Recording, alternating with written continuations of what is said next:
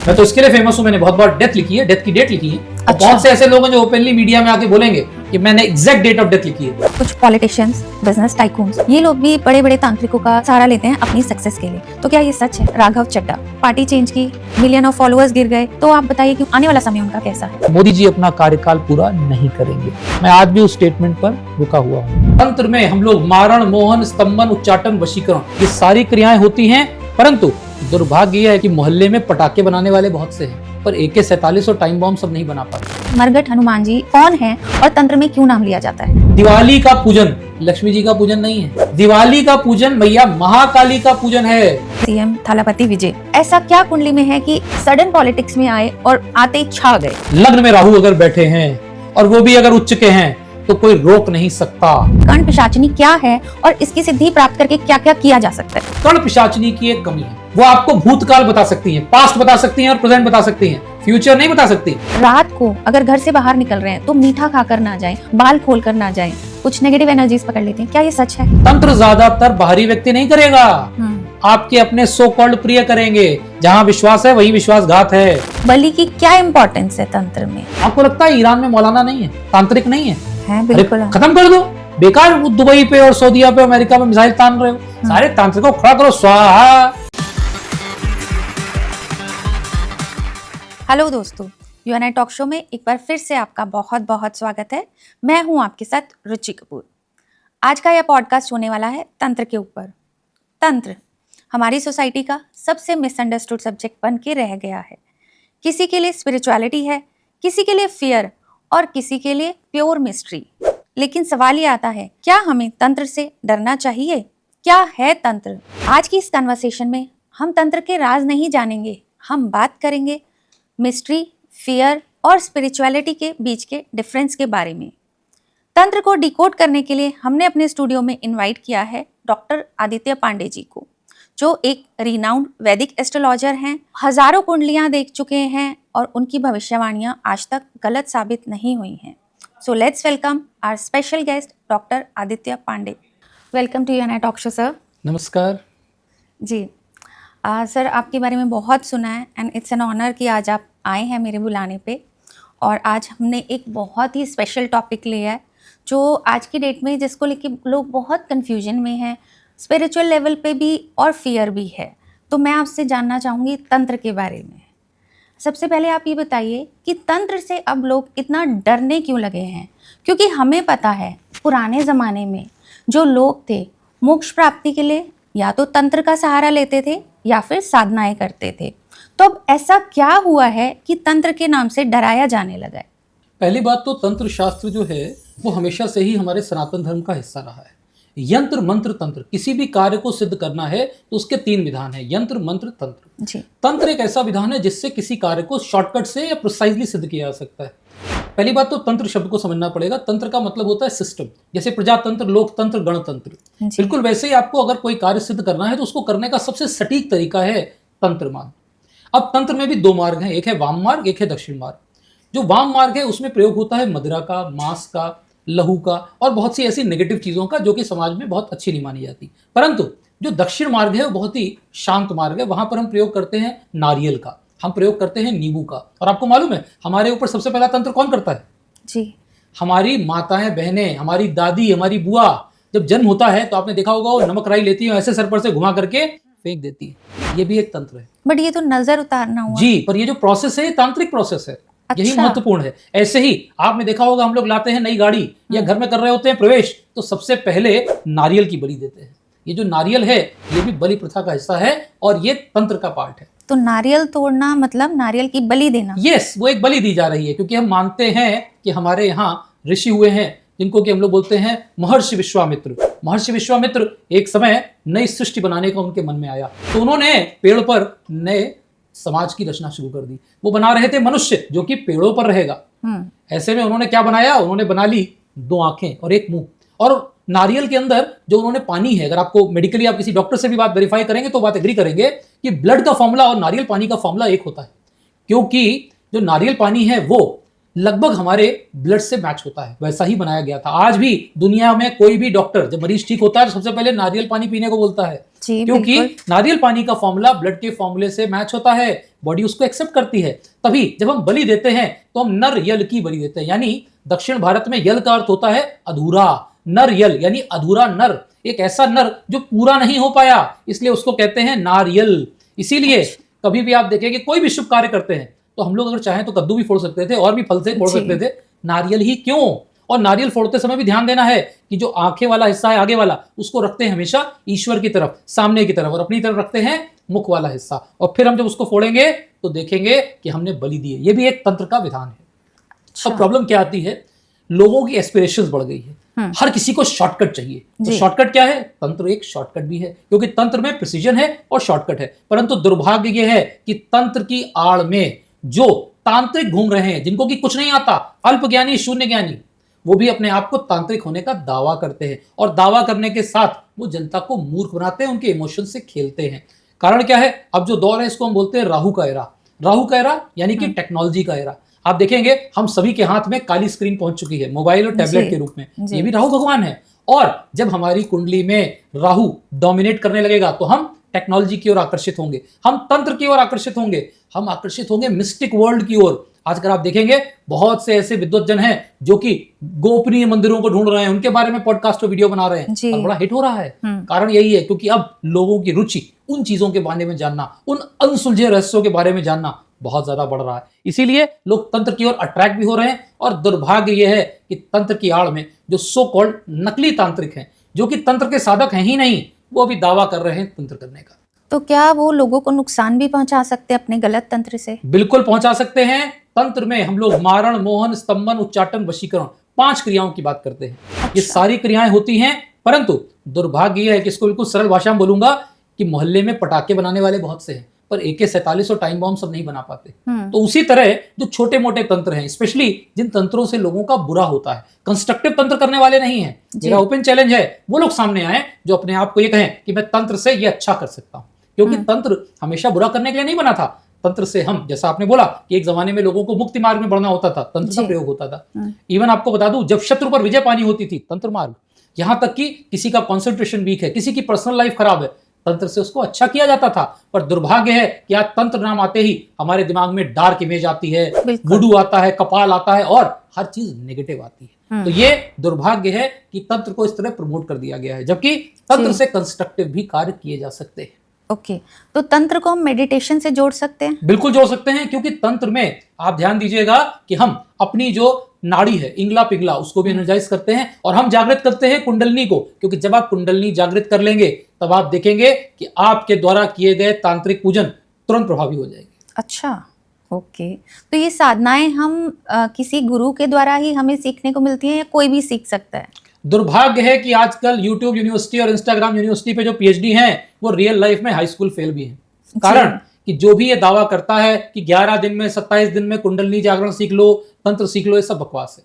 ये बिल्कुल ऐसे है कि जैसे आप ध्यान दीजिए कि आप अगर ऑनलाइन देखें तो आपको YouTube पे तो आजकल सर्जरी भी दिखाई दे जाएगी, परंतु क्या आपको लगता है कि हम आप इतने कॉन्फिडेंट हैं कि हम अपने दांतों का भी छोटा सा RCT किसी YouTube यूनिवर्सिटी के व्यक्ति से करवाएंगे? नहीं। हम जाएंगे डेंटिस्ट के पास, हम चाहेंगे कि वो हमारा प्रॉपर चेकअप करें और उसके बाद वो हमको गाइड करें।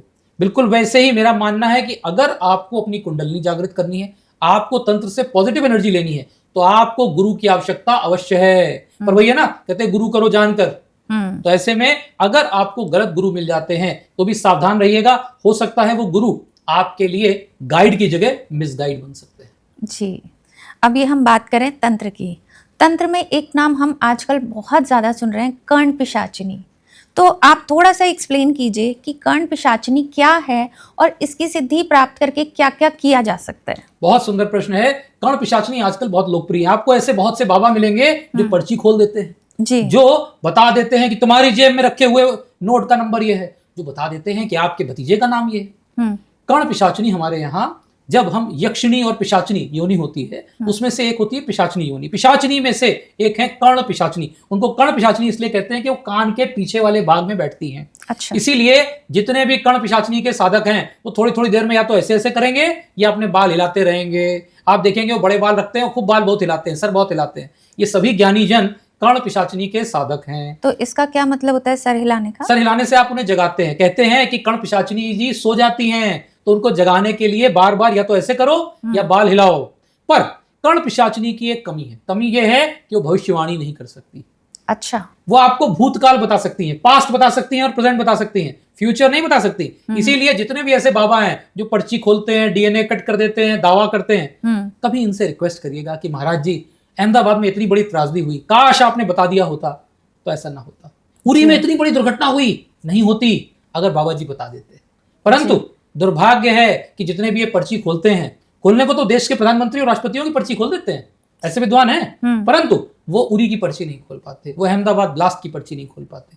तो ऐसे में मेरा मानना है कि किसी भी ऐसे कर्ण पिशाचिनी साधक से अगली बार आप मिलें जो आपको जादू और चमत्कार दिखाए, तो उनसे भविष्यवाणी जरूर लिखवाइएगा और कोशिश करिएगा लिखवा के रखिएगा, ताकि आज से 10-12 साल बाद, जैसे डॉक्टर आदित्य पांडे कैसे पर्चे हैं, बहुत से आपको लोग मिलेंगे जो कहेंगे 20 साल पहले ऐसा लिख दिया था। मैं तो इसके लिए फेमस हूं, मैंने बहुत बार डेथ लिखी है, डेथ की डेट लिखी है। और बहुत से ऐसे लोग हैं जो ओपनली मीडिया में आके बोलेंगे कि मैंने एग्जैक्ट डेट ऑफ डेथ लिखी है। तो भविष्यवाणी कर्ण पिशाचिनी नहीं कर सकती। कर्ण पिशाचिनी क्या कर सकती है? भूतकाल और वर्तमान बता देगी और आपको बहुत अच्छा लगेगा, जादू लगेगा। अच्छा, तो वो हमारी किसी तरह से हेल्प भी कर सकती हैं या सिर्फ प्रेजेंट और कुछ केसेस में हेल्प कर सकती हैं। जैसे ईश्वर ना करे, मान लीजिए कोई ऐसा व्यक्ति है जिसके यहाँ किसी की डेथ हो जाती है, कुछ अनसॉल्व मिस्ट्रीज हैं, तो पास्ट की बातें बता जाएंगी। पर ये कहना कि भविष्य के लिए कोई हेल्प कर सकती हैं, जैसे ये बता दें कि आपका करियर ये होगा, आपकी लाइफ में ईश्वर ना करे दुर्घटना आने वाली है, ऐसा कुछ नहीं बता पाएंगे। ऐसा कुछ नहीं, बिल्कुल नहीं, कोई भी ऐसा साधक नहीं है। तो इनको क्यों साधा जाता है? सिर्फ पास्ट या प्रेजेंट बताने के लिए? चमत्कार को नमस्कार।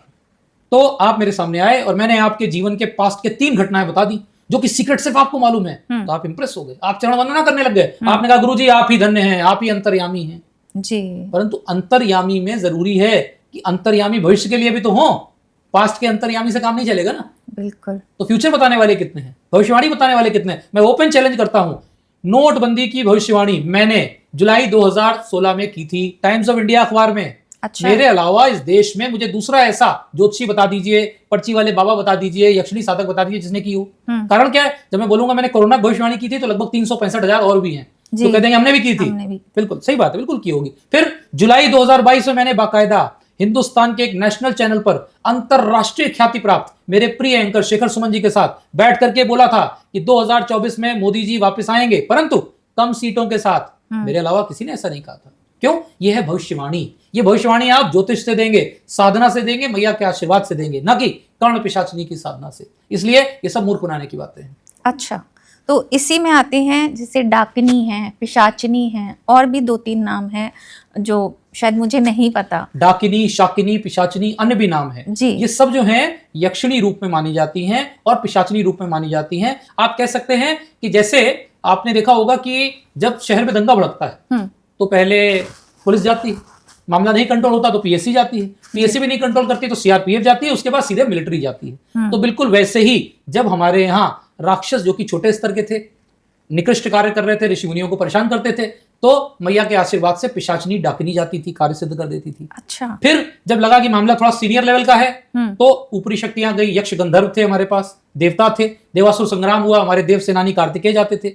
फिर जब मामला कंट्रोल के बाहर जाता था तो मैया ने लिया नवदुर्गा रूप, मैया ने किया। फिर एक बार वो स्थिति भी आई कि अब मामला अनकंट्रोल्ड था, रक्त बीज आ गया, तो आना पड़ा मैया को स्वयं महाकाली रूप में, जहां पे मैया शमशान काली जो कि रक्त पीती हैं, रक्त पिपासु भी हैं, मैया ने अपने 10 महाविद्या रूप लिए। जब भी शब्द महा आ जाए तो समझ लीजिए समथिंग इज वेरी इंपॉर्टेंट, क्योंकि आप देखेंगे हमारे यहाँ सिर्फ 3 महाशक्तियां हैं, मैया महाकाली, मैया महालक्ष्मी, मैया महासरस्वती, और सिर्फ एक देवों के देव महादेव हैं। तो ऐसे में महा हर जगह नहीं आता। महा means the great, 3 he great है ना, अलेक्जेंडर, अशोका और अकबर, चौथा द ग्रेट नहीं हुआ। बिल्कुल वैसे ही हमारे यहाँ 4 महा हैं। दुर्भाग्य है कि आजकल कुछ मूर्ख महाविष्णु बोलने लगे हैं, महाब्रह्मा बोलने लगे हैं। ये कहीं नहीं लिखा है, विष्णु जी महा कभी नहीं थे, शिव ही महादेव हैं। तो ऐसे में जब मैया को चाहिए विशेष आशीर्वाद देना किसी भक्त को, और आतताई राक्षस ऐसा परेशान कर रहे हो जो कि कंट्रोल ना हो पा रहा था, तब फिर रक्त बीज जैसे राक्षस को हनन करने के लिए मैया ने स्वयं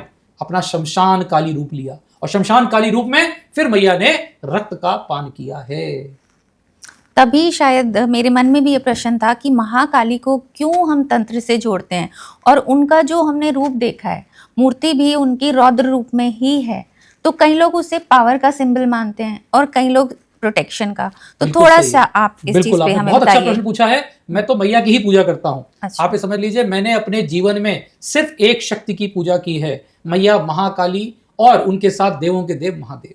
उसके Okay. अलावा मैंने अपने जीवन में किसी भी अन्य शक्ति की पूजा की ही नहीं। यहाँ तक कि आप समझ लीजिए, बहुत छोटा सा एग्जाम्पल देता हूँ, मैं बिहारी जी का बहुत सम्मान करता हूँ। मुझे सौभाग्य मिला पीछे एक बार वृंदावन और वहाँ जाने का, पर्वत है वहाँ पर, तो मैं गया, तो मैंने जो है वहाँ दर्शन किए बाहर से ही, और मैंने प्रणाम किया। मैंने गोवर्धन जी को कहा, गोवर्धन जी मैं आपको प्रणाम करता हूँ, परंतु ना मुझे आपके आशीर्वाद की आकांक्षा है, ना अभिलाषा है, ना इच्छा है। जो आपके दर्शन करे आप उन्हें पूर्ण आशीर्वाद दीजिए। वैसा ही मैं बिहारी जी के लिए बोलता हूँ, मैं बिहारी जी का प्रसाद भी खाता हूँ, सत्यनारायण की कथा भी मेरी माता जी करती हैं, परंतु मैंने अपने जीवन में मैया महाकाली के अलावा किसी की भी पूजा न की है और न मुझे उसकी आवश्यकता है। उसका कारण यह है कि मैया महाकाली है तंत्र की अधिष्ठात्री देवी। तंत्र का सारा कंट्रोल मैया महाकाली के ही पास माना जाता है। और माँ काली को जब आप देखेंगे तो वो दिखाई जाती है विकराल रूप में। मैया का एक बहुत सुंदर मंत्र है, एक वेण जपा कर्णपुरा नग्ना खरास्थिता लंबोष्टि कर्णिका कर्णी तैलाभ्यक्त शरीणी वाम पादोल सलोलता कंटक भूषणा वर्धन मूर्धजा कृष्णा काल रात्रि भयंकरी। तो मेरी मैया के हाथ में नरमुंड की माला भी आप देखोगे पहने हुए, मैया के हाथ में खप्पर भी है, मैया के हाथ में चंद्रहास खड़ग भी है। मैया त्रिनेत्री हैं, 3 नेत्र हैं शिव जी की तरह, और मैया नग्न रूप में है। कारण वहां पे आप देखेंगे मैया को देख के कभी हमें वासना नहीं आती, हमें मैया को देख करके एहसास होता है ऊर्जा की पराकाष्ठा का। हमें एहसास होता है कि यहाँ पर मेरे सामने मेरी वो माँ खड़ी है जिसके आगे मुझे किसी प्रकार का भय नहीं, यंत्र मंत्र तंत्र कोई भी मेरा कुछ नहीं बिगाड़ सकता। वो भय मुक्त करने वाली देवी हैं मैया महाकाली। ऐसे में जब आप मैया महाकाली की पूजा करते हैं तो आप ये जान लीजिए, आपको दुनिया का कोई तांत्रिक परेशान नहीं कर सकता। अच्छा। आपको दुनिया का कोई भी मांत्रिक यांत्रिक ज्योतिषी कोई डरा नहीं सकता। प्लस आपको जीवन में कोई भी कष्ट आएगा, मैया स्वयं आपका रक्षण करेगी, आपको गाइड करेगी। तो इसलिए यहां तक आप सोचिए कि मैया का वो रूप देखने को मिलता है जहां मैया को शांत करने के लिए मेरे प्रभु महादेव को भी धरती पर लेटना पड़ा जी। तो ये मैया का रूप है। परंतु कभी सौभाग्य मिले तो जाइएगा दक्षिणेश्वर मंदिर, जहां पर मैया को भवतरणी कहा जाता है। वहां पर भी मैया का विकराल रूप है, परंतु मैया सुंदर सी साड़ी पहने हुए हैं, दक्षिण मुखी हैं, और वो जो पीठ है वो पीठ बना हुआ है शमशान के ऊपर। और वहां पर सबसे अच्छी बात, कोई बलि नहीं दी जाती। अच्छा। एक भी बलि नहीं है, पशु बलि वहां पर वर्जित कर दी गई है। पशु बलि का जो स्थान था वो दिखता है, परंतु स्वामी रामकृष्ण परमहंस जी ने पशु बलि भी बंद कर दी। तो वहां कोई बलि नहीं दी जाती। मैया को प्रसाद चढ़ाइए, मैया के दर्शन करिए। तो ये कहना कि मैया का रूप विकराल है, बिल्कुल है। मैया का रूप पर बच्चों के लिए विकराल नहीं है। बिल्कुल ऐसे है जैसे अगर आपकी माँ डीजीपी हो, पुलिस की अधिकारी हो, तो वर्दी से आपको डर लगेगा क्या?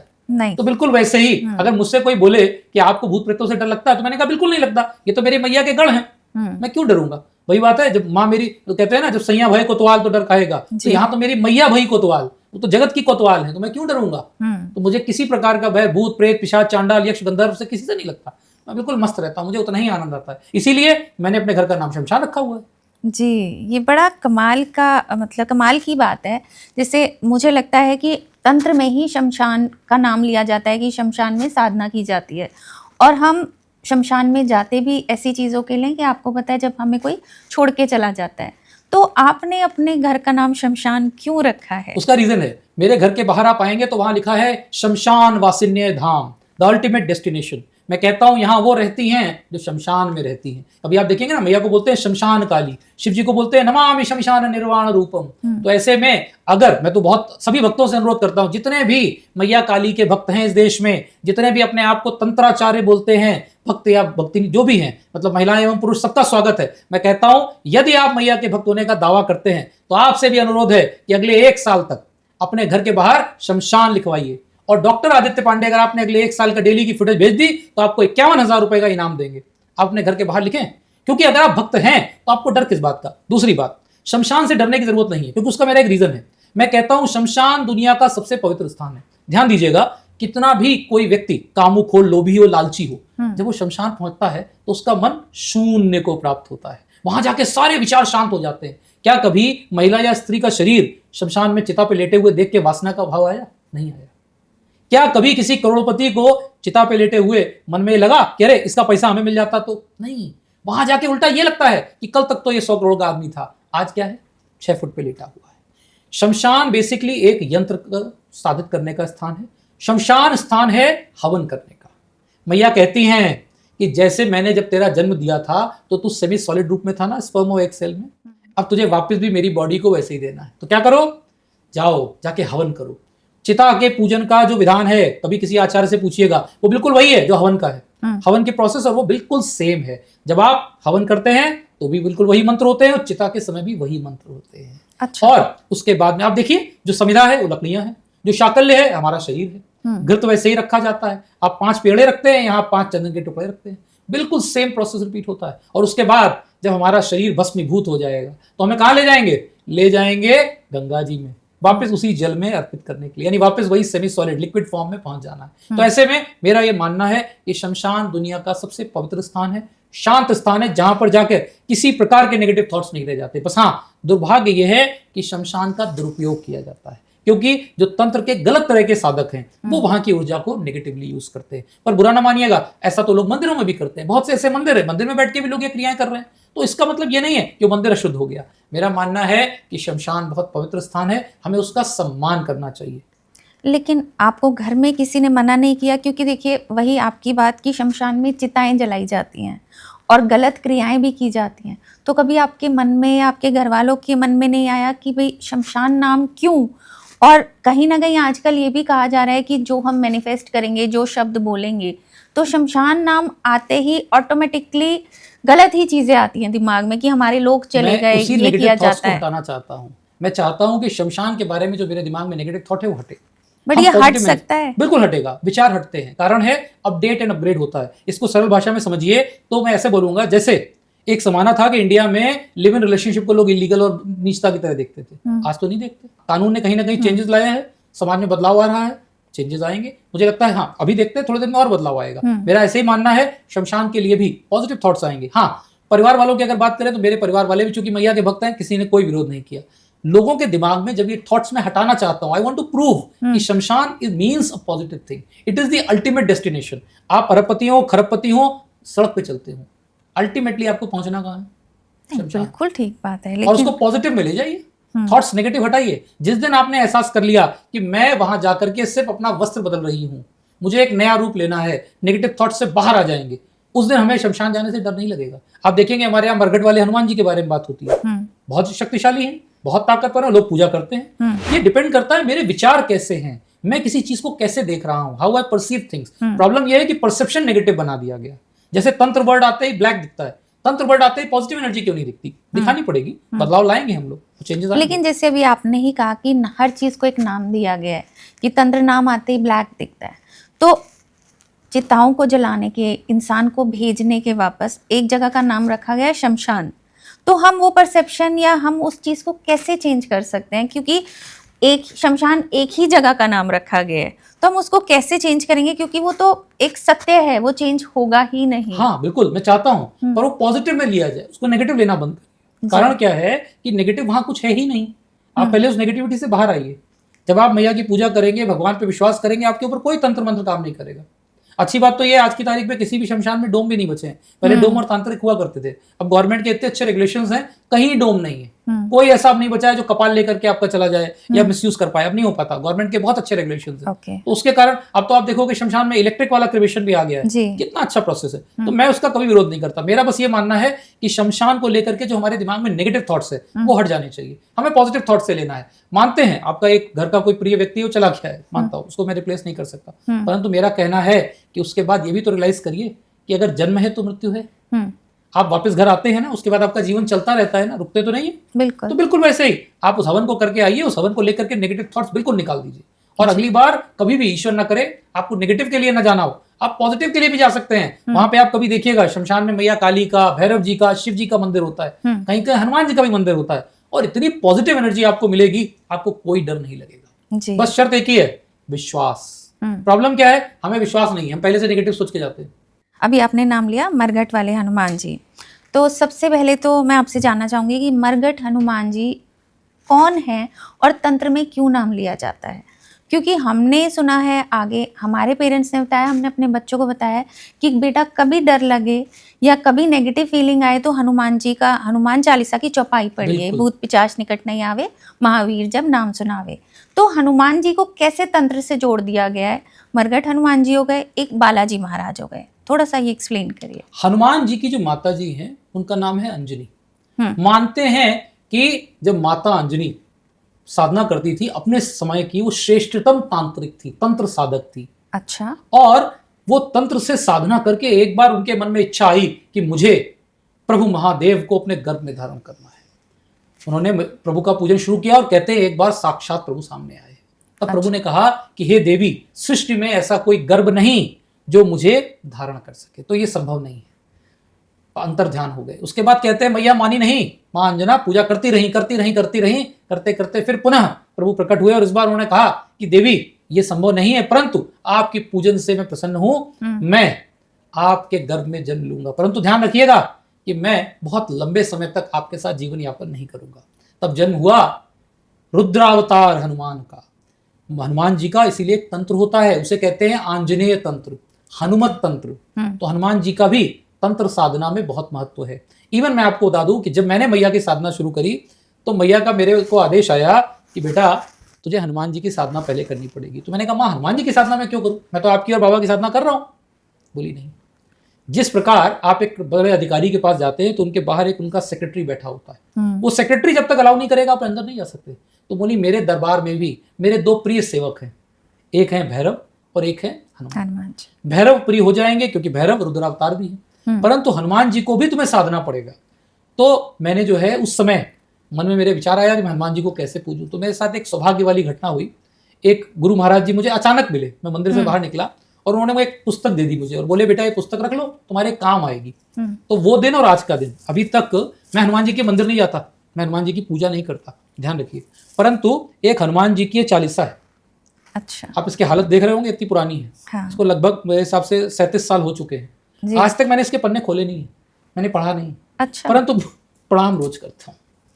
तो वो दिन और आज का दिन मेरे हृदय के निकट हनुमान जी अवश्य रहते हैं, क्योंकि हनुमान जी की पूजा किए बिना आप मैया की पूजा भी नहीं कर सकती। तो इसलिए अक्सर आप देखेंगे कि बजरंग बली जी मौजूद हैं शमशान में भी, और मरगट वाले जो हनुमान जी जो कि आप देखेंगे दिल्ली में भी हैं। माना जाता है कि जिस समय प्रभु लेने जा रहे थे संजीवनी बूटी, तो रास्ते में कुछ पल के लिए उन्होंने विश्राम किया था यहाँ, तो देखा कि ये मरघट वाला स्थान था, तो वहां पर मरघट हनुमान जी की पूजा भी होती है। और हम लोग भी तंत्र शास्त्र में जब हम मैया की साधना करते हैं तो हनुमान जी की पूजा अवश्य करते हैं। अच्छा। बिना हनुमान जी के वो कार्य सिद्ध नहीं होता।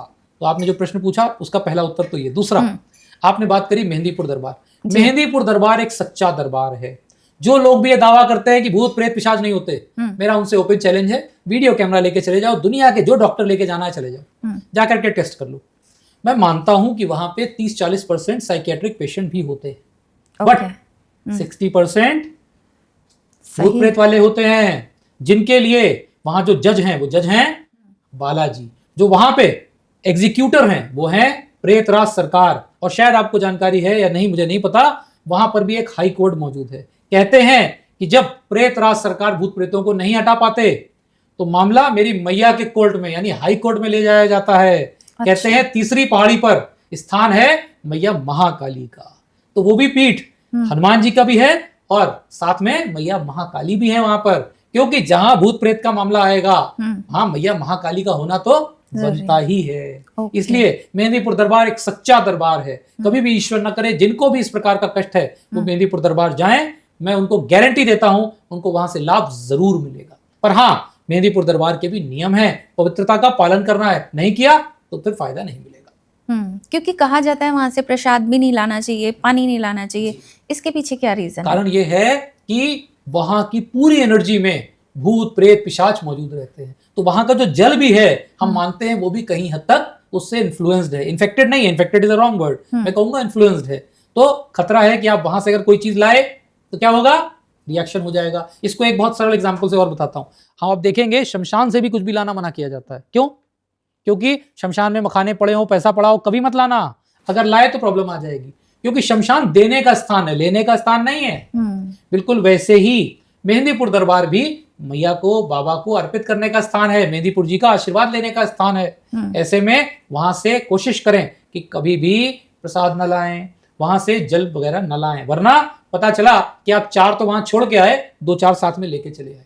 और ये जो हनुमान चालीसा की चौपाई है, इसका क्या लॉजिक है कि इससे भूत प्रेत पास नहीं आते या नेगेटिविटी हटती है? मैं बोलता हूँ हनुमान चालीसा जिसकी की रचना गोस्वामी तुलसीदास जी ने की, उन्होंने बहुत सुंदर भाष्य लिखा है, 40 यानी 40 ऐसी दोहे हैं जो कि बहुत ताकतवर हैं। अगर इसका प्रॉपर नियम के साथ व्यक्ति पाठ करता है, उसमें लिखा है जो शतबार पाठ कर जोए, क्योंकि इसका पाठ 108 बार लगातार करना होता है। यहाँ पे भी एक सीक्रेट है, जब हम शत सुनते हैं तो हमारे दिमाग में 100 आ जाता है। हाँ, पहले कहीं 7 लोग आता 7 था, बोलते थे। अब बोला गया 100। बेसिकली 100 है, क्योंकि जब आप गोस्वामी जी की भाषा को देखेंगे तो वहां शत वर्ड है, वहां सत नहीं है। सत का मतलब वो जो है सतित्व से लिया जाता है, वो अलग है। सत इज नॉट 7 ओवर देयर, वो है शत। शत मीन्स 100, बट 100 का मतलब वहां पे है 108। जैसे आप देखेंगे कि हमारे यहाँ माला में मन के होते हैं 108, मगर हम बोलते क्या है, एक माला हुई है। एक माला मतलब 100 काउंट करते हैं उसको। बिल्कुल वैसे ही 108 बार करना है।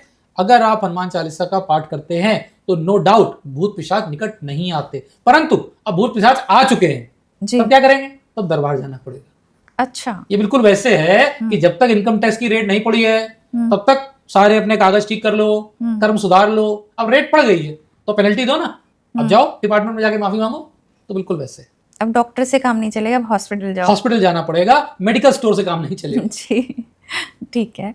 अब आप मुझे ये बताइए कि अभी हमने पीछे भी बलि की बात की थी, जिसमें आपने नारियल की बलि बताई थी, लेकिन तंत्र में नर बलि भी कहा जाता है कि बहुत इंपॉर्टेंट होती है।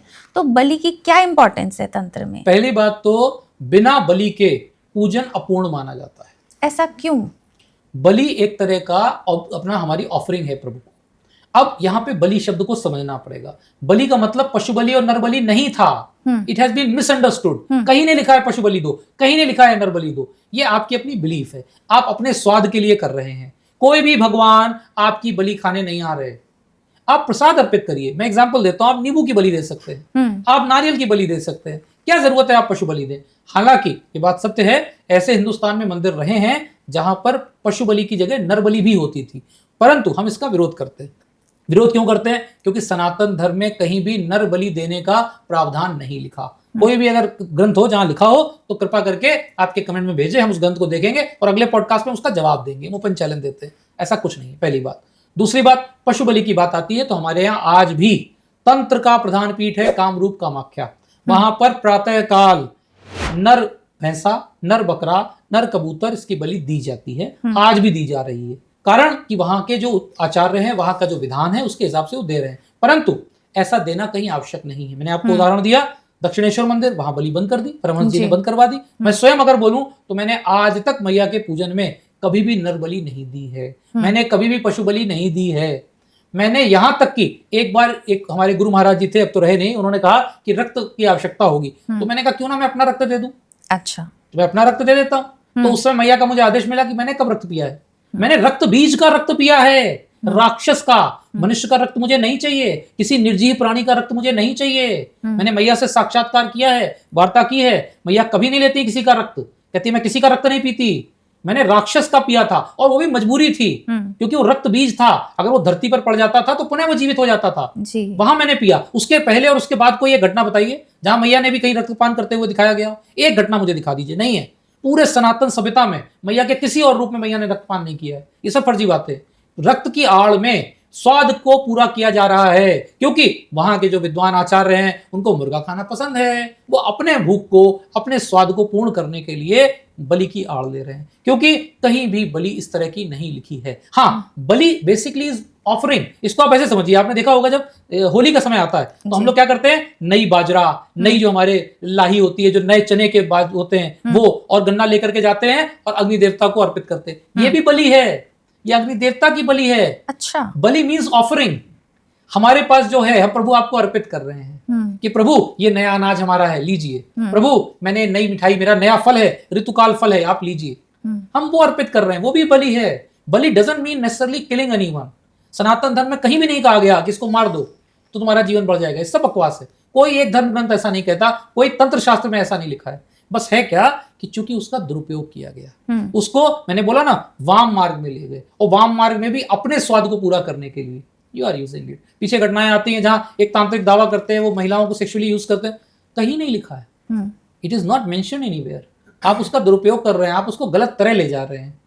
कारण कि आपने तंत्र, मैंने जैसा आपने बिल्कुल सही बोला कि तंत्र वर्ड आते ही नेगेटिव है, तो वैसे क्या हो रहा, बलि दिमाग में आते ही क्या आया, नेगेटिव बलि। हाँ। अगली बार आप सोचिएगा, जब आप होली में जाइएगा और वो बालियां अर्पित करिएगा, तब रियलाइज करिएगा कि आप बलि दे रहे हैं। आपको पॉजिटिव थॉट आएगा।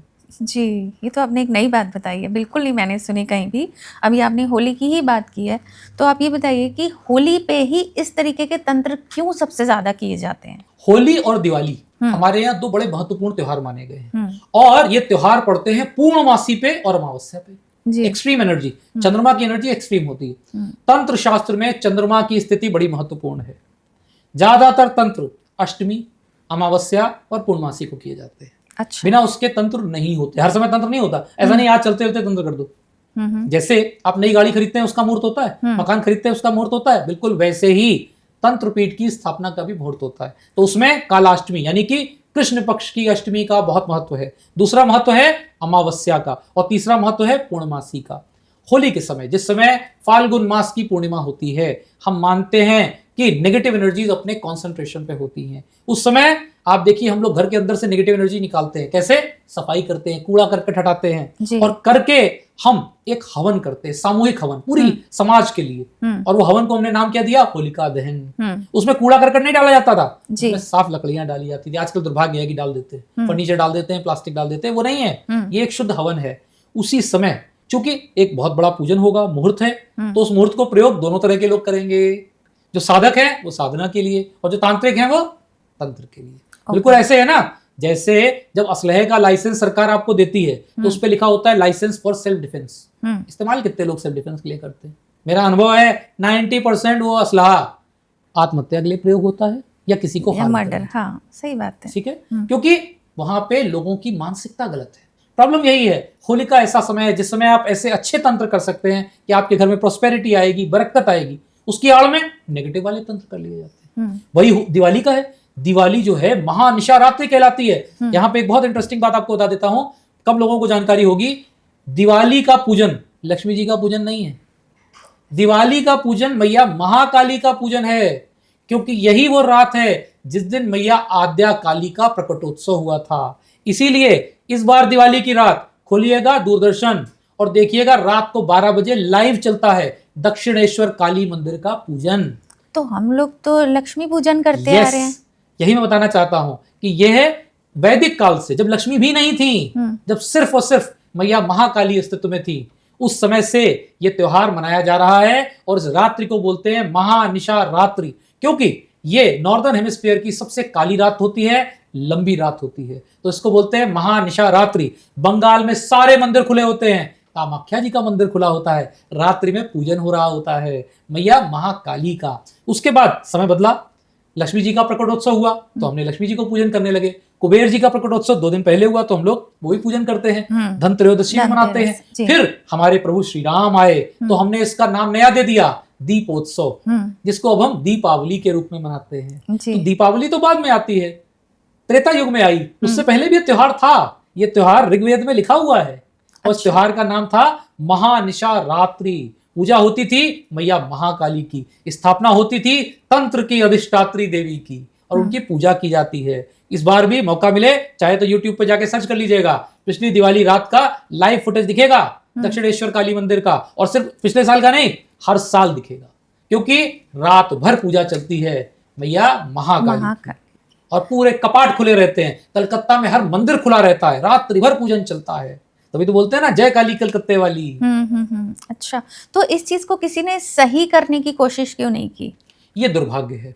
दुर्भाग्य इसलिए है कि यहाँ पे मैं बोलूंगा, ऐसा नहीं है कि सही करने का प्रयास नहीं हुआ। आदि शंकराचार्य जी ने मैया काली के बारे में बहुत अच्छा लिखा है, ठीक है। आदि शंकराचार्य जी ने शिव जी के बारे में बहुत पॉजिटिव लिखा है, कहीं भी नेगेटिव एनर्जी नहीं लिखी। परंतु दुर्भाग्य है कि कहीं ना कहीं, जिसको हम कह सकते हैं पिछले 150 सालों में हमारे यहाँ इसको नेगेटिव तरह से प्रमोट कर दिया गया, प्रोपोगेट कर दिया गया, और उसके कारण जनता के बीच में मैया काली का मतलब तंत्र, काली का मतलब बुरा, काली का मतलब गंदगी, ऐसा कुछ नहीं है। काली तो अधिष्ठात्री देवी है तंत्र की। तंत्र से आप अच्छे अच्छे कार्य सिद्ध कर सकते हैं। आप सोचिए, कामरूप कामाख्या में हम पूजा करते हैं मैया काली की ही, हम पूजा करते हैं मैया के योनि भाग की। वहां जाके किसी के दिमाग में वासना आई? कभी नहीं आई, क्योंकि सनातन धर्म की खासियत है कि यहाँ पर वासना बिल्कुल बाहर चली जाती है। यहाँ पर पूजा है, सम्मान है। हम तो आम्बुवाची में अभी मैया का जो मेंस्ट्रुअल पीरियड होता है, जिसको हम बोलते हैं कि रजस्वला जो समय होता है, हम उसमें पूजन करेंगे। अच्छा, तो ये आम्बुवाची मेला जो होता है ये किस लिए होता है? सिर्फ साधनाओं के लिए? मैं बताता हूँ, बहुत सुंदर ये भी प्रश्न है। मानते हैं कि सृष्टि में जो तंत्र का प्रधान पीठ है पूरी सृष्टि में, वो सिर्फ एक है और वो है काम रूप कामाख्या। आम्बुवाची का वो समय होता है जब 3 दिन के लिए मंदिर के कपाट बंद कर दिए जाते हैं। मंदिर में उस स्थान पर श्वेत वस्त्र डाल दिया जाता है, सारे दीपक शांत कर दिए जाते हैं। 3 दिन बाद जब कपाट खुलते हैं तो वो वस्त्र रक्त रंजित होता है, ऐसा लगता है लाल रंग का हो जाता है और प्रतीत होता है जैसे रक्त बहा हो वहां पे। और यही वो समय होता है जब ब्रह्मपुत्र लाल हो जाते हैं। अच्छा। ब्रह्मपुत्र को पुरुष नदी के रूप में देखा गया है, तो वहां पे आप देखेंगे ब्रह्मपुत्र भी लाल हो जाते हैं। कुछ विद्वान इस पे ज्ञान देते हैं कि रेड एल्गे आ जाता है। तो मेरा एक पूछना है, ये 3 दिन के लिए क्यों आता है, इतने सालों से क्यों आता है और इसी टाइम पे क्यों आता है जब मेरी मैया का अम्बुवाची महोत्सव होता है? तो उस समय रक्त रंजित हो जाएगा। वो जो कपड़ा है, वो जो चीर है, वो पूरे देश में हर करोड़पति, हर अरबपति, हर सीनियर ब्यूरोक्रेट, हर सीनियर नेता के घर में आपको मिलेगा। कभी किसी भी आप बहुत फ्लरिशिंग प्रॉस्परस व्यक्ति से मिलिएगा और ऐसे पूछिएगा, भैया अम्बुवाची वाला कपड़ा है? बताएंगे हाँ है। अच्छा। सबके घर में होगा, सबकी तिजोरी में रखा होगा, क्योंकि वो शक्तिशाली है, उसमें शक्ति की प्रधानता है, शक्ति भरी पड़ी है, ऊर्जा की प्रधानता है। इसीलिए अम्बुवाची अभी आ रहा है मेला जून में। जैसे ही आ जाएगा आप देखेंगे उस समय मैया का वो जो वस्त्र है रक्त रंजित होगा, कपाट बंद होंगे, सभी साधक बाहर पूजा कर रहे होंगे और साधना में अपनी शक्ति बढ़ाएंगे। उस समय किया गया पूजन धरती के किसी भी हिस्से पर किए गए पूजन से 1008 टाइम्स पावरफुल होता है। अच्छा, तो ये हर साल मनाया जाता है? हर साल मनाया जाता है। अच्छा, 1 मिनट, मुझे पता नहीं वैसे 2 बार लगा, कुछ पीछे से आया। मेरे साथ होता है एक्चुअली, मेरे साथ हमेशा 4-5 रहते हैं। अच्छा, एकदम ऐसे 2 बार लगा मुझे परछाई है, मैंने एक बार ऐसे पलट के मेरे साथ रहते हैं। मैया आ जाती है ना 2 पल के लिए जी। ये लाइव डेमो है। नहीं, मैं तो खैर हनुमान जी की बहुत बड़ी भक्त हूं और दर्शन मेरे साथ तो एक ऐसे व्यक्ति मिल चुके हैं जो ब्लाइंड थे। ठीक है, ब्लाइंड, वो मेरे सामने बैठे, जब उनको ये भी नहीं मालूम था किधर बैठा हूँ, तो फिर उनको बताया गया गुरुजी सामने है, मैं बैठा, तो मुझसे बोले कि उन्होंने एक ब्लैक पिक्चर बनाई थी बाकायदा। अच्छा। हाँ, ब्लैक पिक्चर बनाई थी, आंख बंद कर, मतलब उसके ऊपर काला पट्टा बांध के वो बाइक चला लेते थे। कानपुर शहर में उन्होंने बाइक चलाई थी बाकायदा। तो वो जब बैठे तो मुझसे बोलते हैं, गुरुजी क्या हम लोग अकेले में बात कर सकते हैं? तो जो बगल में बैठे थे बोले मैं बाहर जा रहा हूँ। बोले वो नहीं, जो ये 11 लोग आपके साथ हैं इनको हटा दीजिए। तो उन्होंने कहा 11 यहाँ तो कोई नहीं है। तो उन्होंने कहा 2 वो हैं, एक ये है, ये बगल में बैठा है। तब मैं हल्का सा मुस्कुराया, तो मैंने कहा इसका मतलब आपको वाकई दिखाई देता है, आप देख पाते हैं कि मेरे चारों तरफ कुछ है। मतलब किस तरीके की एनर्जीज हैं? एक्चुअली मैया के गण रहते हैं हमेशा मेरे साथ। तो जिस समय मैं यहाँ बैठूंगा भी तो वो यहाँ मूव करेंगे। कभी कभी आप सेंस कर पाओगे, फील होगा जैसे आपको पीछे किसी ने छुआ, बगल से निकला। नहीं, मुझे ऐसा लगा कोई है, शैडो आई 2 बार। हाँ, 2 बार मैंने देखा था, आपको रिएक्शन आया। हाँ, इसीलिए आएगा क्योंकि जहां मैं बैठूंगा वहां साक्षात ये चीजें मौजूद होंगी, हर पल हर क्षण मेरे साथ। यहाँ तक कि एक बार तो मेरी पत्नी जी ने सीसीटीवी फुटेज देख लिया था। उस सीसीटीवी फुटेज में मैं अपने लखनऊ वाले घर में लेटा हुआ था जहाँ शमशान वो प्लेट लगी हुई है। तो उन्होंने देखा कि 5-6 प्राणी दिखाई दे रहे मेरे बगल में खड़े। उन्होंने फोन किया, हम फोन साइलेंट करे थे। बाबूजी के पास गए, उन्होंने दिखाया ये, तो बाबूजी ने कहा परेशान नहीं हुए, तो गण हैं, तो रहते हैं ना हमेशा साथ में। अच्छा। तो मेरे साथ हर पल हर क्षण मैया के गण होते हैं। लोगों को मजाक लगता है कि भूत प्रेत है, कुछ नेगेटिव नहीं है, ये पॉजिटिव वाले गण है, कुछ नहीं करेंगे, ये रहेंगे। मगर इंफ्रारेड कैमरा इनको रिकॉर्ड कर सकता है, नॉर्मल कैमरा इनको रिकॉर्ड नहीं कर सकता, किसी भी कैमरे में नहीं होगा। पर ये आपकी प्रोटेक्शन के लिए, मेरी प्रोटेक्शन के लिए, हर पल साथ में है और किसी को हार्म नहीं करते, किसी को हार्म नहीं करते, किसी का बुरा नहीं करेंगे। पर मेरे साथ हर समय 11 हैं, 1-2 नहीं है, 11 हैं, हर पल रहते। मतलब ये मैं ऑन द रिकॉर्ड बोल देता हूँ कि 11 हैं। जो भी मेरे साथ पॉडकास्ट करता है या कोई कंटेंट करता है उन्होंने फील किया है, बताते कहते यहाँ कोई है, हमने कहा हाँ है। पर वो आपको परेशान नहीं कर रहे हैं, परेशान मत। नहीं, परेशान नहीं किया, बस मुझे शेडो लगी, पहली बार लगा। हाँ, ऐसे लगा मेरे पीछे से आगे तक आए हैं, तो मुझे लगा शायद वैसे ही। जब सेकंड टाइम लगा तो मैंने अभी थोड़ा पलट के भी देखा, मैंने कहा कुछ है, क्या है। तो वो होते हैं, वो हर पल रहते हैं, वो कोई बुरा नहीं करते। परंतु हाँ, आपको एहसास हो जाएगा कि आप डॉक्टर आदित्य पांडे के साथ बैठे हैं जिनके आसपास कोई है। जी, मुझे हो गया। सब मैया का आशीर्वाद है जी। ये तो लाइव डेमो है, मतलब ये कोई वो नहीं है। हाँ, ये कहते मैंने रिकॉर्ड करके किया, वैसे हमने कोई बात नहीं की, मुझे सडन ही एकदम रियलाइज हुआ, आपको एहसास हो जाएगा, हो जाता है। तो ये जैसे आप बता रहे हैं गण होते हैं, तो ये जिन्होंने साधना की होती है उनके साथ ही होते हैं या हम जैसे नॉर्मल लोगों के साथ? ये साधना से प्राप्त होते हैं। ये बिल्कुल वैसे है ना कि जब आपको सरकार सम्मानित करती है तो आपको Y+Z+ सिक्योरिटी देती है, तो बिल्कुल वैसे ही जब आप मैया के प्रिय हो जाएंगी, बहुत प्रिय हो जाएंगी, तो आपको भी मैया के आशीर्वाद से मैया 1-2 गण आपके साथ हमेशा रखेंगी आशीर्वाद स्वरूप, ताकि आपको कोई दुर्घटना का सामना न करना पड़े। बड़े से बड़ा तूफान आपके पास आएगा, बगल से छू के निकल जाएगा, कारण कि वो गण है ना, हमेशा उनका काम है हर पल हर क्षण 24/7 की सिक्योरिटी प्राप्त है। ये तो कमाल ही हुआ है मेरे साथ। चलिए अब हम इसको आगे और बढ़ाते हैं। अगेन मैं एक क्वेश्चन पे आऊँगी जो हमने अभी डिस्कस किया था, शमशान, कि ये साधनाएं शमशान में ही क्यों की जाती हैं और वहाँ से ही क्यों इतनी सिद्धियाँ प्राप्त होती हैं? बहुत अच्छा प्रश्न है।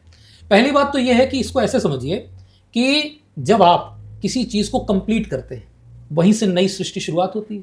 साइकिल जीरो की है ना, तो हमारे शरीर की साइकिल कहाँ जाके कंप्लीट हो रही है? शमशान। शमशान। तो वहीं से नई ऊर्जा शुरू होगी।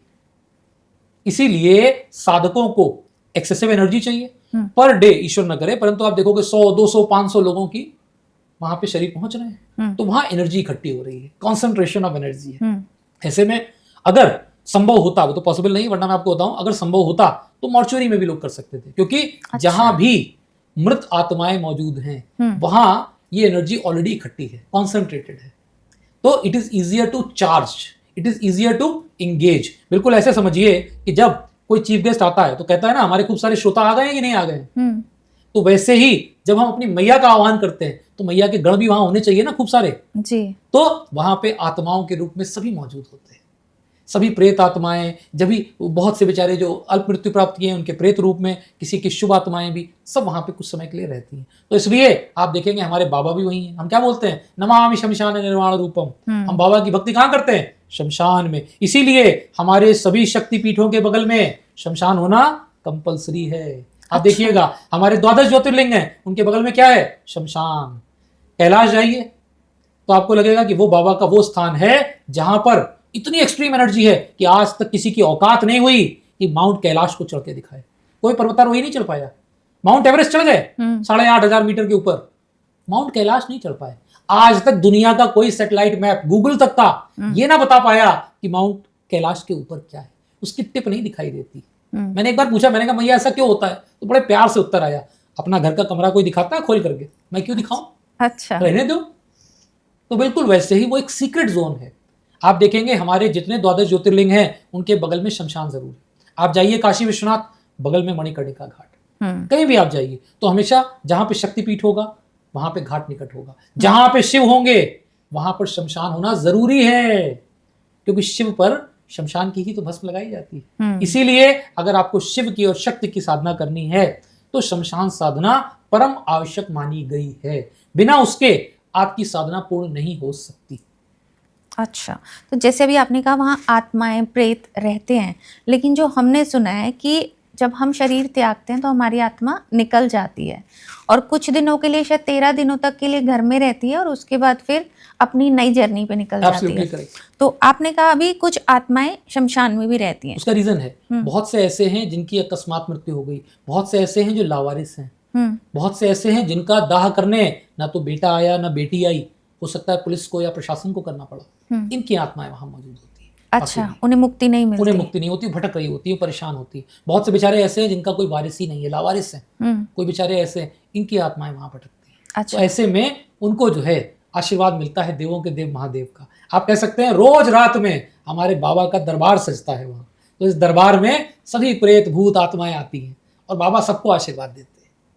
तो जो ये तांत्रिक वहाँ साधनाएं करने जाते हैं, उन आत्माओं को बंदी बना सकते हैं और काम करा सकते हैं? फ्रेंकली स्पीकिंग, ये जो गंदे तांत्रिक होते हैं ये यही करते हैं, यही क्रिया करते हैं कि जिसमें उन्होंने ऐसी लाशें देख ली जो लावारिस हैं, जिनको त्रयोदशी मिलेगी ही नहीं, जिनका पिंडदान होगा ही नहीं, तो बेचारी भटक रही हैं। इनको लोग दुरुपयोग करते हैं, क्योंकि जिनके यहाँ भी आप देखेंगे अपने यहाँ कहा गया है जैसे ही शांत हो घर आओ, घर आकर के फिर घर में आप जो है पाठ करवाइए, चाहे तो गीता का पाठ करवाएं, चाहे गरुड़ पुराण का पाठ कराएं, चाहे तो कठोपनिषद का पाठ कराएं। इसीलिए कहा जाता है ताकि हमारे घर में वो आत्मा आए, उसको भी वो एनर्जी मिले। यहाँ तक माना गया है कि 12 दिन तक आपके घर में उस आत्मा को रहने का अधिकार है। त्रयोदशी के दिन जब आप उनका पूरा संस्कार कर देते हैं तब वो आगे बढ़ते हैं। परंतु इसमें थोड़ा सा डिस्प्यूट भी है, उसका एक रीजन है। मेरे पास ऐसी घटनाएं आई हैं जहां एक बच्चे ने, आज उसकी मृत्यु हुई पिछले जन्म में और अगले दिन ही जन्म ले लिया।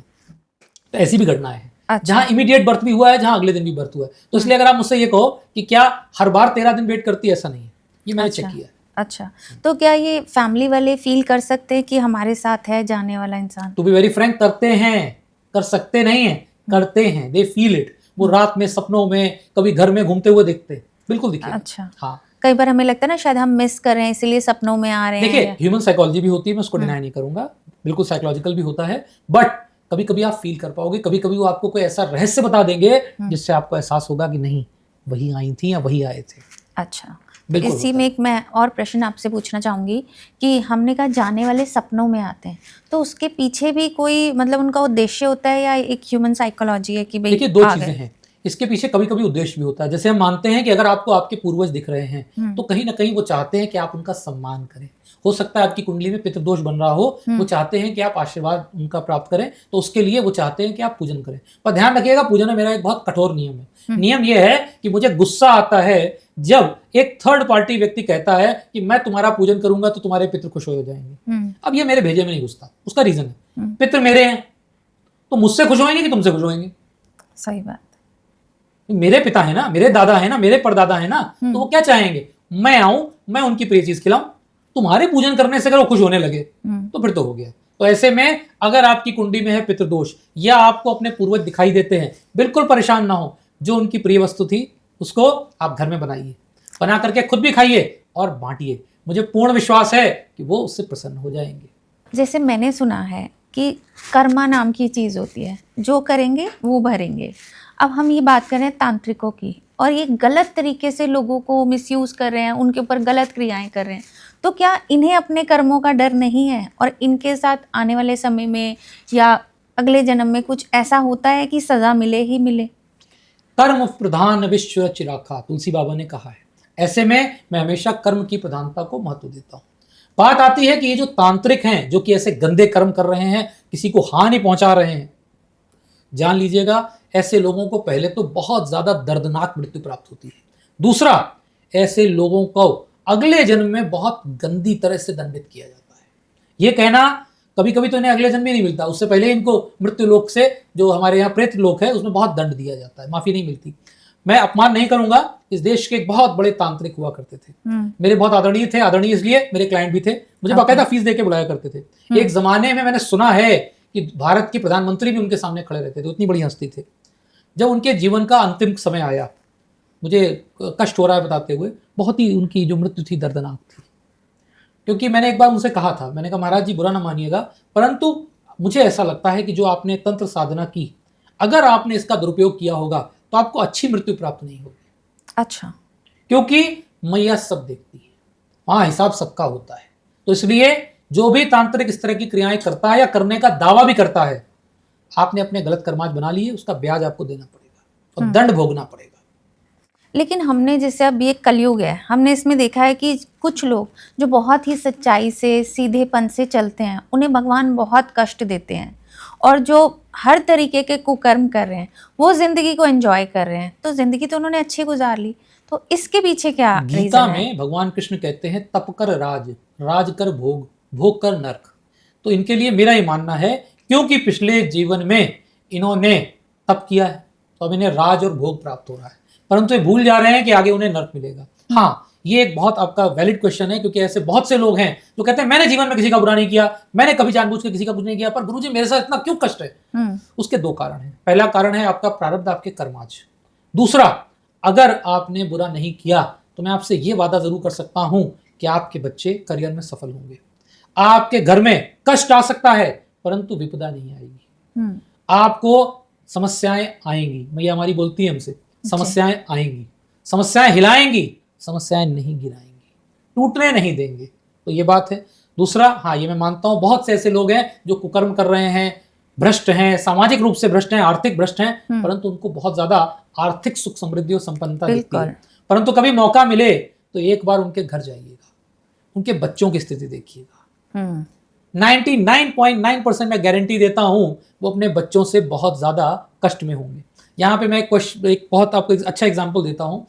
उत्तर प्रदेश में एक बहुत सीनियर ब्यूरोक्रेट हुआ करते थे और उनको महाभ्रष्ट ब्यूरोक्रेट का टैग दिया गया। सौभाग्य तो नहीं बोलूंगा, पर यह मुझे एक बार मौका मिला, मुझे बुलाया गया, फोन आया, मैं मिलना चाहता हूँ, मैं आपकी विजिटिंग फीस दूंगा। मैं मिला। अच्छा, मुझे बहुत कष्ट में मिले।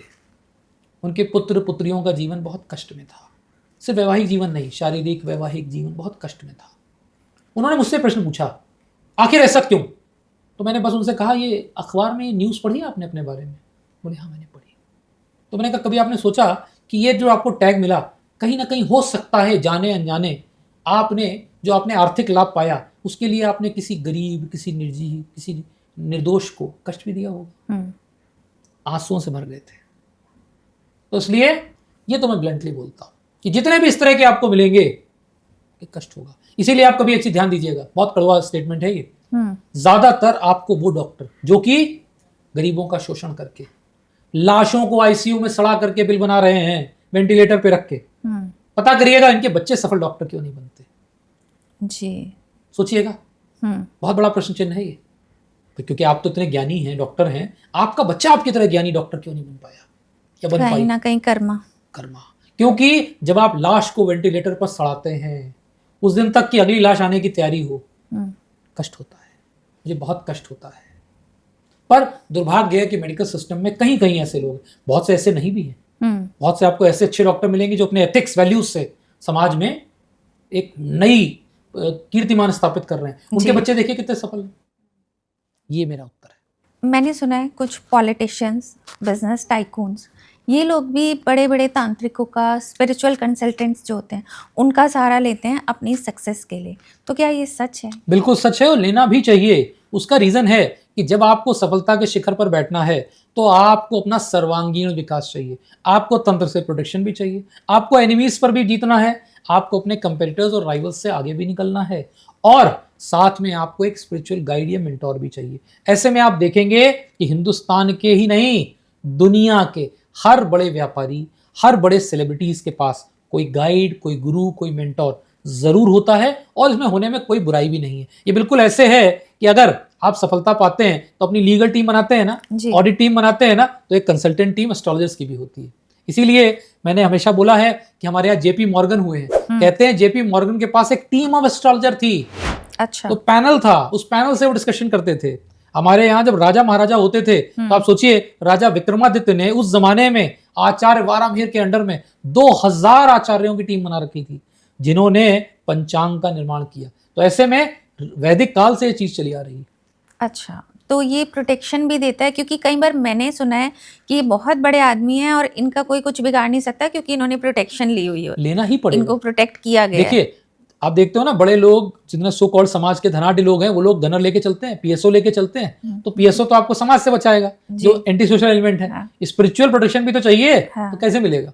ओके, तो मतलब ये चीज सही है। सही है, और मेरा मानना है उसमें कुछ गलत भी नहीं है, क्योंकि कारण है आपको जैसे अच्छा लॉयर चाहिए, अच्छा वकील चाहिए, अच्छे ऑडिटर चाहिए, वैसे ही आपको अच्छे गुरु, अच्छे एस्ट्रोलॉजर और अच्छे साधक भी चाहिए, अगर आपको सफलता के शिखर पर बैठना है तो।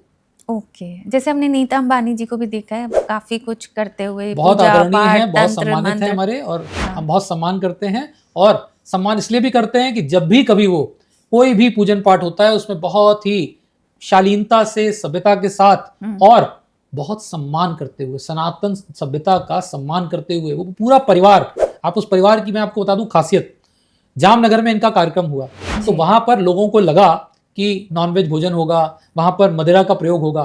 आपने देखा होगा हिंदुस्तान में कोई भी आजकल पार्टी करता है तो कॉकटेल करना जरूरी है। वरना लोग कहते हैं कॉकटेल नहीं करेंगे तो कोई आएगा ही नहीं जी।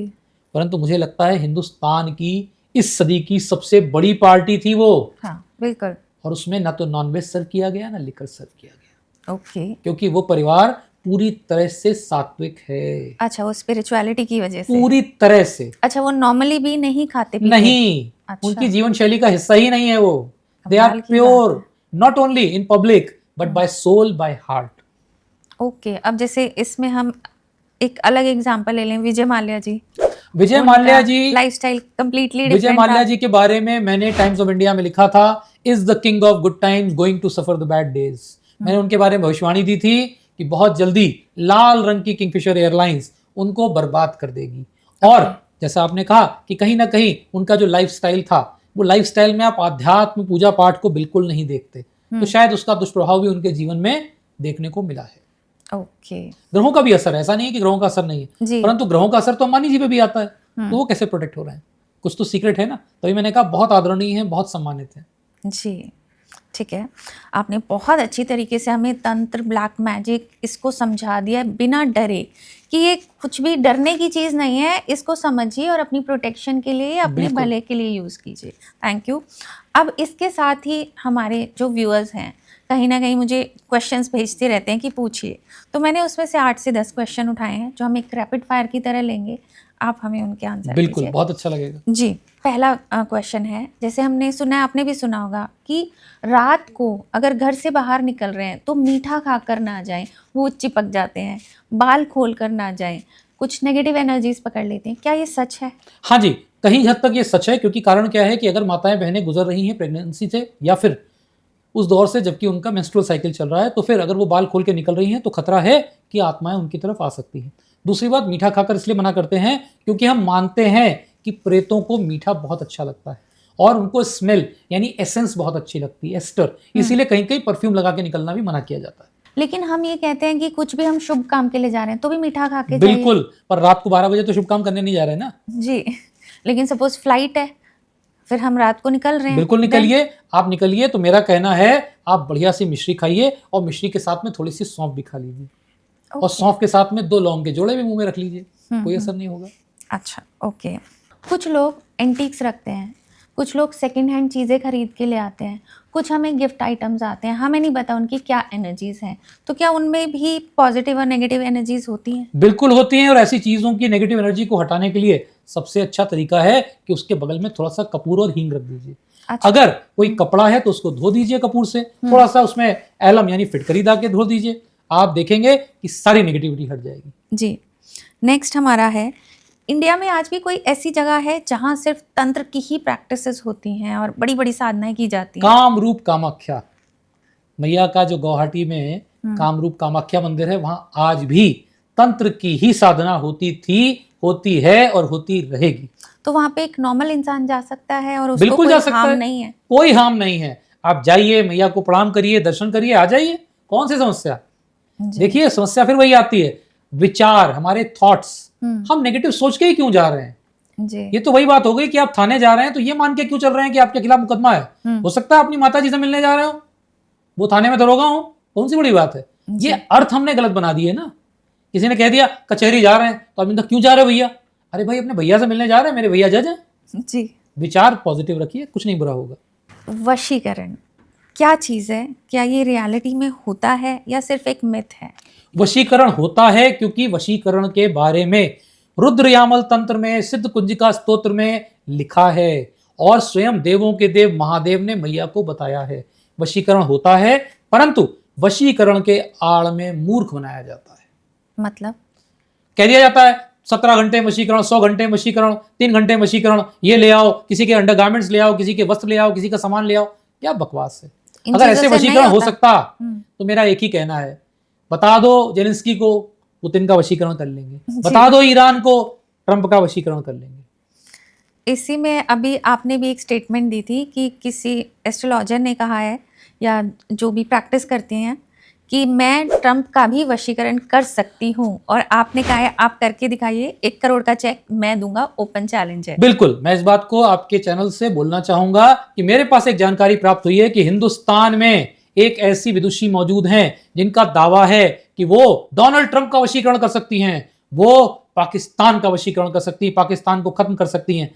तो मेरा उनसे करबद्ध अनुरोध है, हे देवी ऐसा आप करें, परंतु ध्यान रखिएगा जब ट्रंप जी का वशीकरण करिएगा तो ऐसा करिएगा जिससे वो दुनिया को जो बुराई फैलाए हैं वो ना फैलाएं, दुनिया में पॉजिटिव एनर्जी दें। और पाकिस्तान को बर्बाद नहीं करिए, आप पाकिस्तान की बुराई को बर्बाद करिए। यदि आप ऐसा कर देती हैं तो डॉक्टर आदित्य पांडे साल में लगभग 1 करोड़ रुपए भारत सरकार को टैक्स के रूप में देते हैं, तो अगला 1 करोड़ का चेक आपको प्राप्त होगा। मैं इसी पॉडकास्ट में आकर लाइव वो चेक उन विदुषी को दे दूंगा। वो तंत्र जरूर करें, मेरा उनसे करबद्ध अनुरोध है, जरूर करिए, पर होना चाहिए।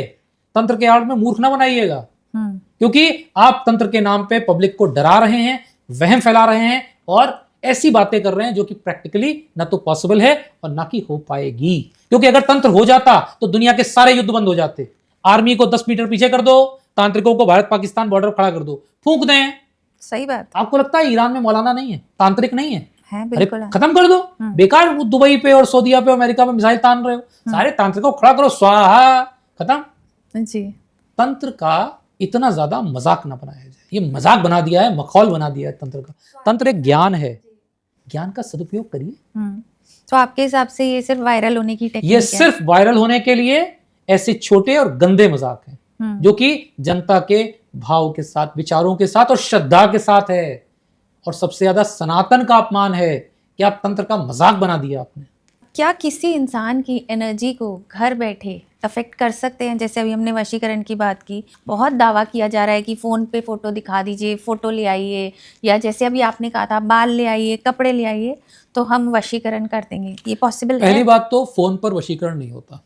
दूसरी बात, हाँ, छाया चित्र या फोटो से होता है, बालों से होता है, कपड़ों से होता है, क्योंकि तंत्र शास्त्र में ऐसे विधान हैं जिनसे कि तंत्र द्वारा वशीकरण किया जा सकता है। परंतु फिर बोलूंगा, पहली बात, वशीकरण वाले तांत्रिक नहीं बचे हैं, बहुत कम है। दूसरी बात, अगर ये वशीकरण कर लेते हैं तो मैं एक और चैलेंज करता हूं, वो दुनिया के सबसे अमीर व्यक्ति का वशीकरण कर दें, और ऐसा वशीकरण कर दें कि डॉक्टर आदित्य पांडे के अकाउंट में वो सारा पैसा ट्रांसफर कर दें। 90% पैसा मैं चेक द्वारा वापस कर दूंगा तांत्रिक जी को, 10% रख लूंगा। कर दीजिए तंत्र, कर दीजिए ऐसा वशीकरण।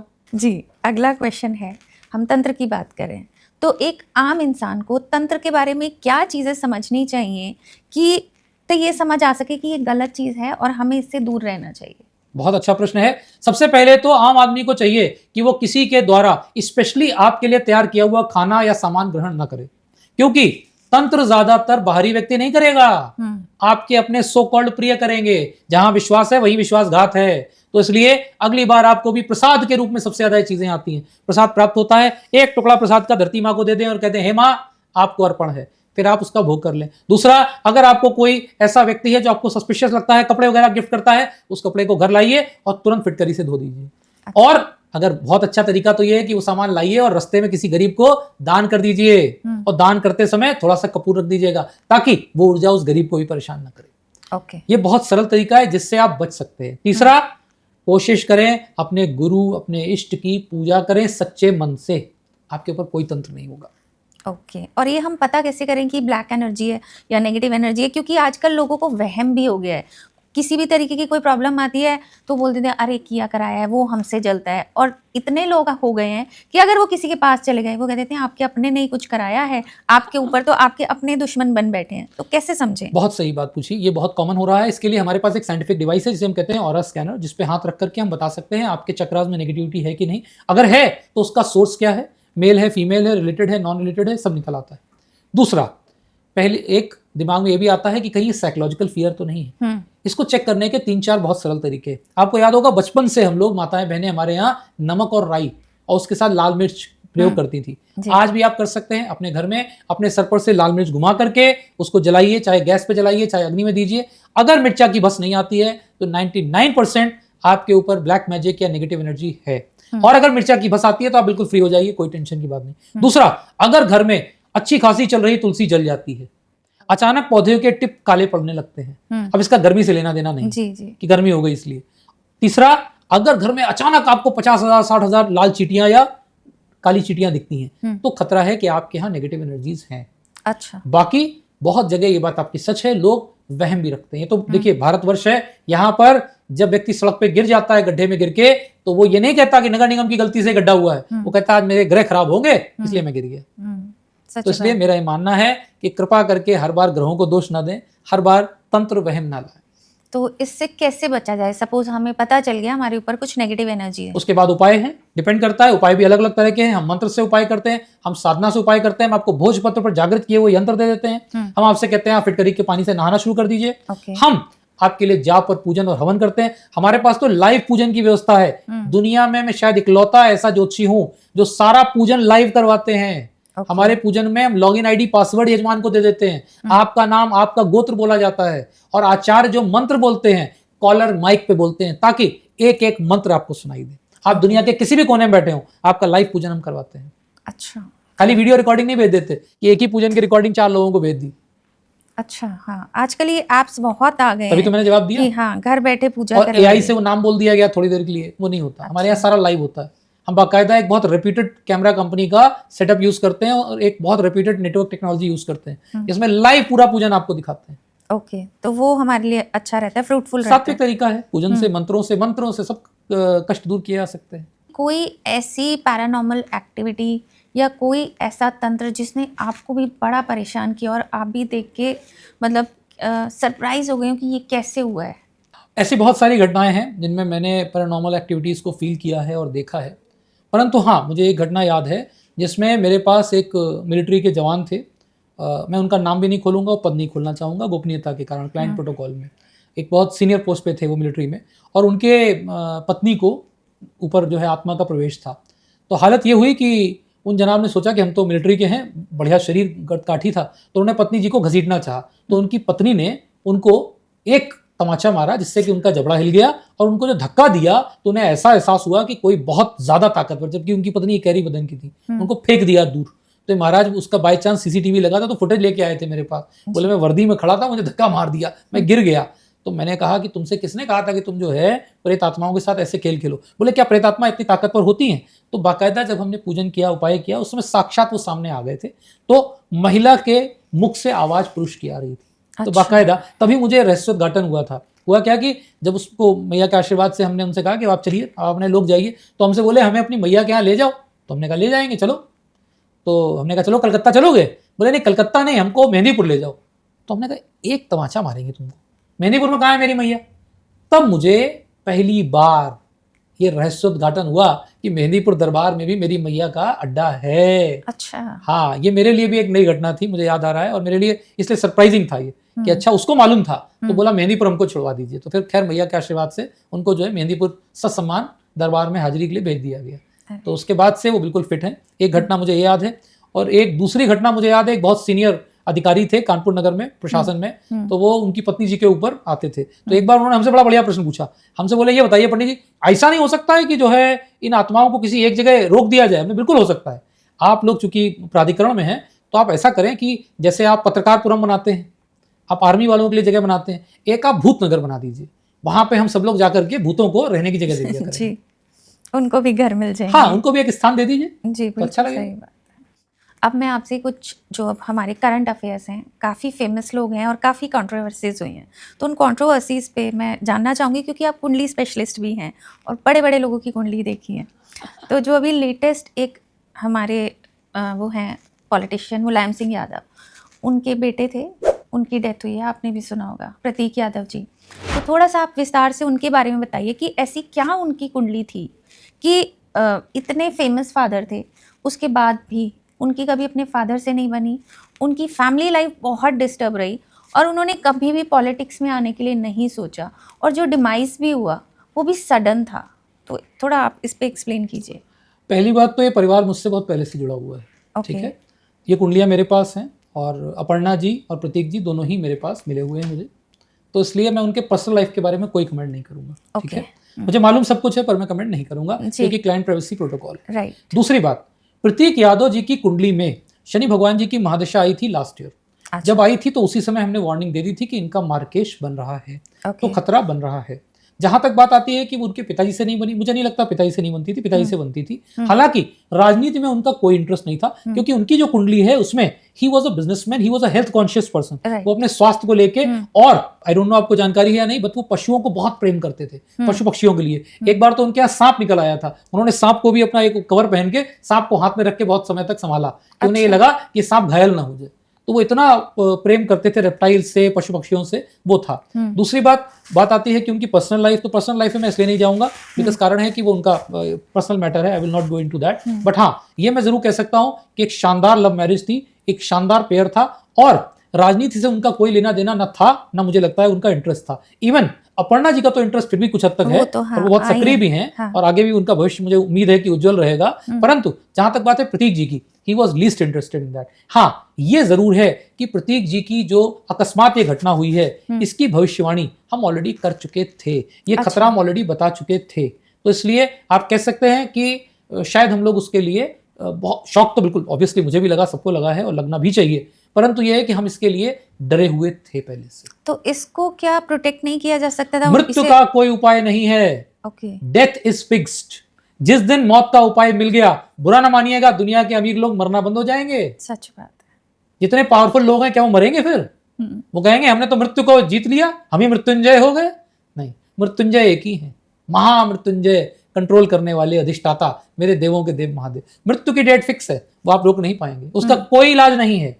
सुब्रत राय सहारा मुझे अच्छे से याद है, मेरे बहुत आदरणीय रहे, मैंने उनके बारे में उनकी डेथ का समय बता दिया था, तो क्या रोक पाए हम लोग? नहीं रोक पाए। मैंने उनके जेल जाने की तारीख अखबार में लिख दी थी, क्या रोक पाए? नहीं रोक पाए। सहारा श्री के बारे में लिख दिया था कि वो, और बाकायदा टैगलाइन थी मेरी, is Sahara losing the support of his planets, is Sahara going बेसहारा, ये बाकायदा टाइम्स ऑफ इंडिया मैंने लिख दिया था। ओके, तो आसान नहीं होता। मैंने तो उनकी डेट ऑफ डेथ लिखी थी, बहुत प्रेडिक्शन मैंने दी है, सहारा श्री का भी दिया है। एक लखनऊ में बहुत ही फेमस, मतलब जिनको कि शेक्सपियर ऑफ मॉडर्न इंडिया कहा जाता है, पद्मश्री डॉक्टर राज बिसारिया जी, उनके बारे में मैंने बता दिया था कि इस तारीख को पार नहीं कर पाएंगे। अगर रेयर केस में कर लेते हैं तो फिर मुझे आश्चर्य होगा और उनका जीवन अच्छा नहीं होगा। उनका परिवार, उनकी पत्नी जी, कल ही मेरी उनकी पत्नी जी से बात हो रही थी, उनकी पत्नी जी, उनकी बच्ची, दामाद अमेरिका में, सब बहुत सम्मान करते हैं मेरा, और आज भी मुझसे जुड़े हैं। नहीं तो आप सोचिए एस्ट्रोलॉजर को लोगों को क्या लगता है, अरे किसी पंडित जी ने नहीं बताया मौत होने वाली है जी, यहाँ पंडित जी ने बताया था, हम तारीख लिख देंगे, हमारा वादा है। अगर हम डेट ऑफ बर्थ सही हमको मालूम है, अस्पताल तक की हम कोऑर्डिनेट लेते हैं, ध्यान रखिएगा। एक बहुत बड़ा धोखा है ज्योतिष में, आपसे पूछा जाता है जन्म तिथि, जन्म समय, जन्म स्थान, और आप दे देते हैं जन्म नगर का नाम। हाँ। तो गलत है ना। किसी का जन्म पड़पड़गंज में और किसी का जन्म नेताजी सुभाष प्लेस में, किसी का जन्म नवी मुंबई में और किसी का जन्म नवी मुंबई से बॉम्बे वाले टचिंग एरिया में, तो कोऑर्डिनेट बदल नहीं जाएंगे। हम बनाते हैं कुंडली आपके अस्पताल के कोऑर्डिनेट से, एग्जैक्ट कुंडली बनाते हैं। अगर किसी का जन्म गांव में हुआ है, मैं गांव के कोऑर्डिनेट से बना दूंगा, उस तहसील, उस जिला, उस ब्लॉक से बनाऊंगा। अच्छा। और उसके बाद मेरा वादा है डेट ऑफ डेथ तक बताई जा सकती है। कमाल है, ये तो आप एक नई बात बता रहे हैं। बिल्कुल, क्योंकि जनरली यही कहा जाता है जो आपने बताया कि प्लेस ऑफ, दुर्भाग्य यही है ना कि प्लेस ऑफ बर्थ की जगह आप सिटी ऑफ बर्थ बता के आ रहे हैं। हम दिल्ली बोलते हैं प्लेस तो ऑफ गलत बर्थ है। यहाँ पे गलती ज्योतिषी की भी है, जो ऐसी गणना कर रहा है। क्यों कर रहा है? आज की तारीख में जब आपके पास गूगल में कोऑर्डिनेट्स अवेलेबल हैं, आसानी से निकाल सकते हो, बनाओ, एग्जैक्ट कोऑर्डिनेट की कुंडली बनाओ। पर समस्या ये है, वो बनाने के लिए ज्ञान होना चाहिए, लाइसेंस सॉफ्टवेयर होना चाहिए। चोरी के सॉफ्टवेयर चल रहे हैं, फ्रीवेयर्स, फ्री में कुंडली बन रही है, चैट जीपीटी कुंडली बना रहा है, तो फिर बन चुका काम। प्रतीक जी की हम बात कर रहे थे, तो पर्सनल रिश्तों पे हम नहीं जाएंगे, हालांकि काफ़ी कुछ हमने पढ़ा है, सोशल मीडिया पे बहुत कुछ आया था। तो मैं ये जानना चाह रही थी कि कुंडली में ऐसे कौन से ग्रह होते हैं जो सब कुछ मिलने के बाद भी और इतनी छोटी एज में चले जाते हैं। ठीक है, लाइफ और डेथ तो लिख कर आई है, बट जैसे आपने कहा मार्केश, तो मार्केश में जितना मैंने सुना है कि मार्केश में 0.1% बचा भी जा सकता है अगर उपाय कर लिए जाएं तो। और कुंडली आपने देखी थी? बिल्कुल। मार्केश दो प्रकार के होते हैं, एक होता है अल्प मार्केश, एक होता है पूर्ण मार्केश। अच्छा। अल्प मार्केश में 0.1% अप्लाई होता है, पूर्ण मार्केश में कोई उपाय नहीं होता। अच्छा, वो पता चल जाता है कि ये पूर्ण मार्केश है या अल्प? बिल्कुल पता चल जाता है, और पता था। अच्छा। खतरा था, ऑलरेडी वार्न था, it was already warn very clearly. Number 2, बात आती है कि कैसे पर्सनल रिलेशन। कुंडली में अगर सप्तम भाव में शुक्र भगवान या राहु भगवान या केतु भगवान मौजूद हैं, जैसा कि प्रतीक जी के केस में था, तो होता क्या है, ऐसी कुंडलियों में हमेशा खतरा होता है वैवाहिक जीवन तनावपूर्ण होने का। उसमें खतरा होता है कि बहुत अच्छी शादी होगी, पर शादी के कुछ समय बाद मिसअंडरस्टैंडिंग डेवलप हो सकती है, तनाव हो सकता है।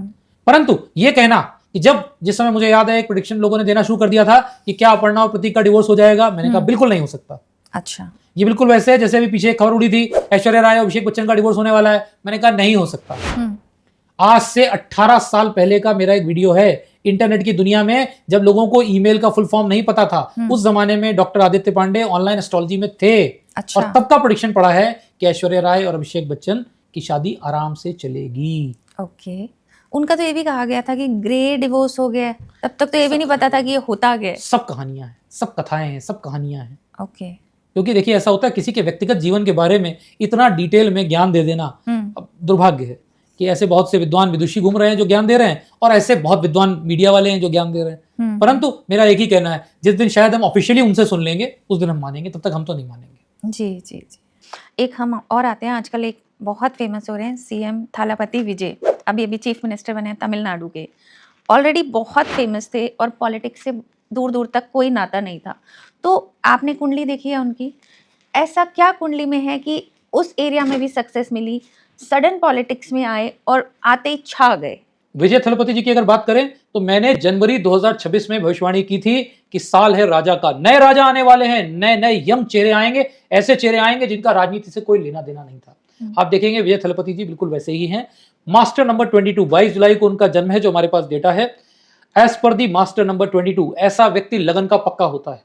उसने जो ठान लिया तो ठान लिया, उसको कोई सफल होने से रोक नहीं सकता। इस साल उनकी रूलिंग भी चल रही है नंबर 1 की। नतीजा उनको सफल होने से कोई रोक नहीं सकता था।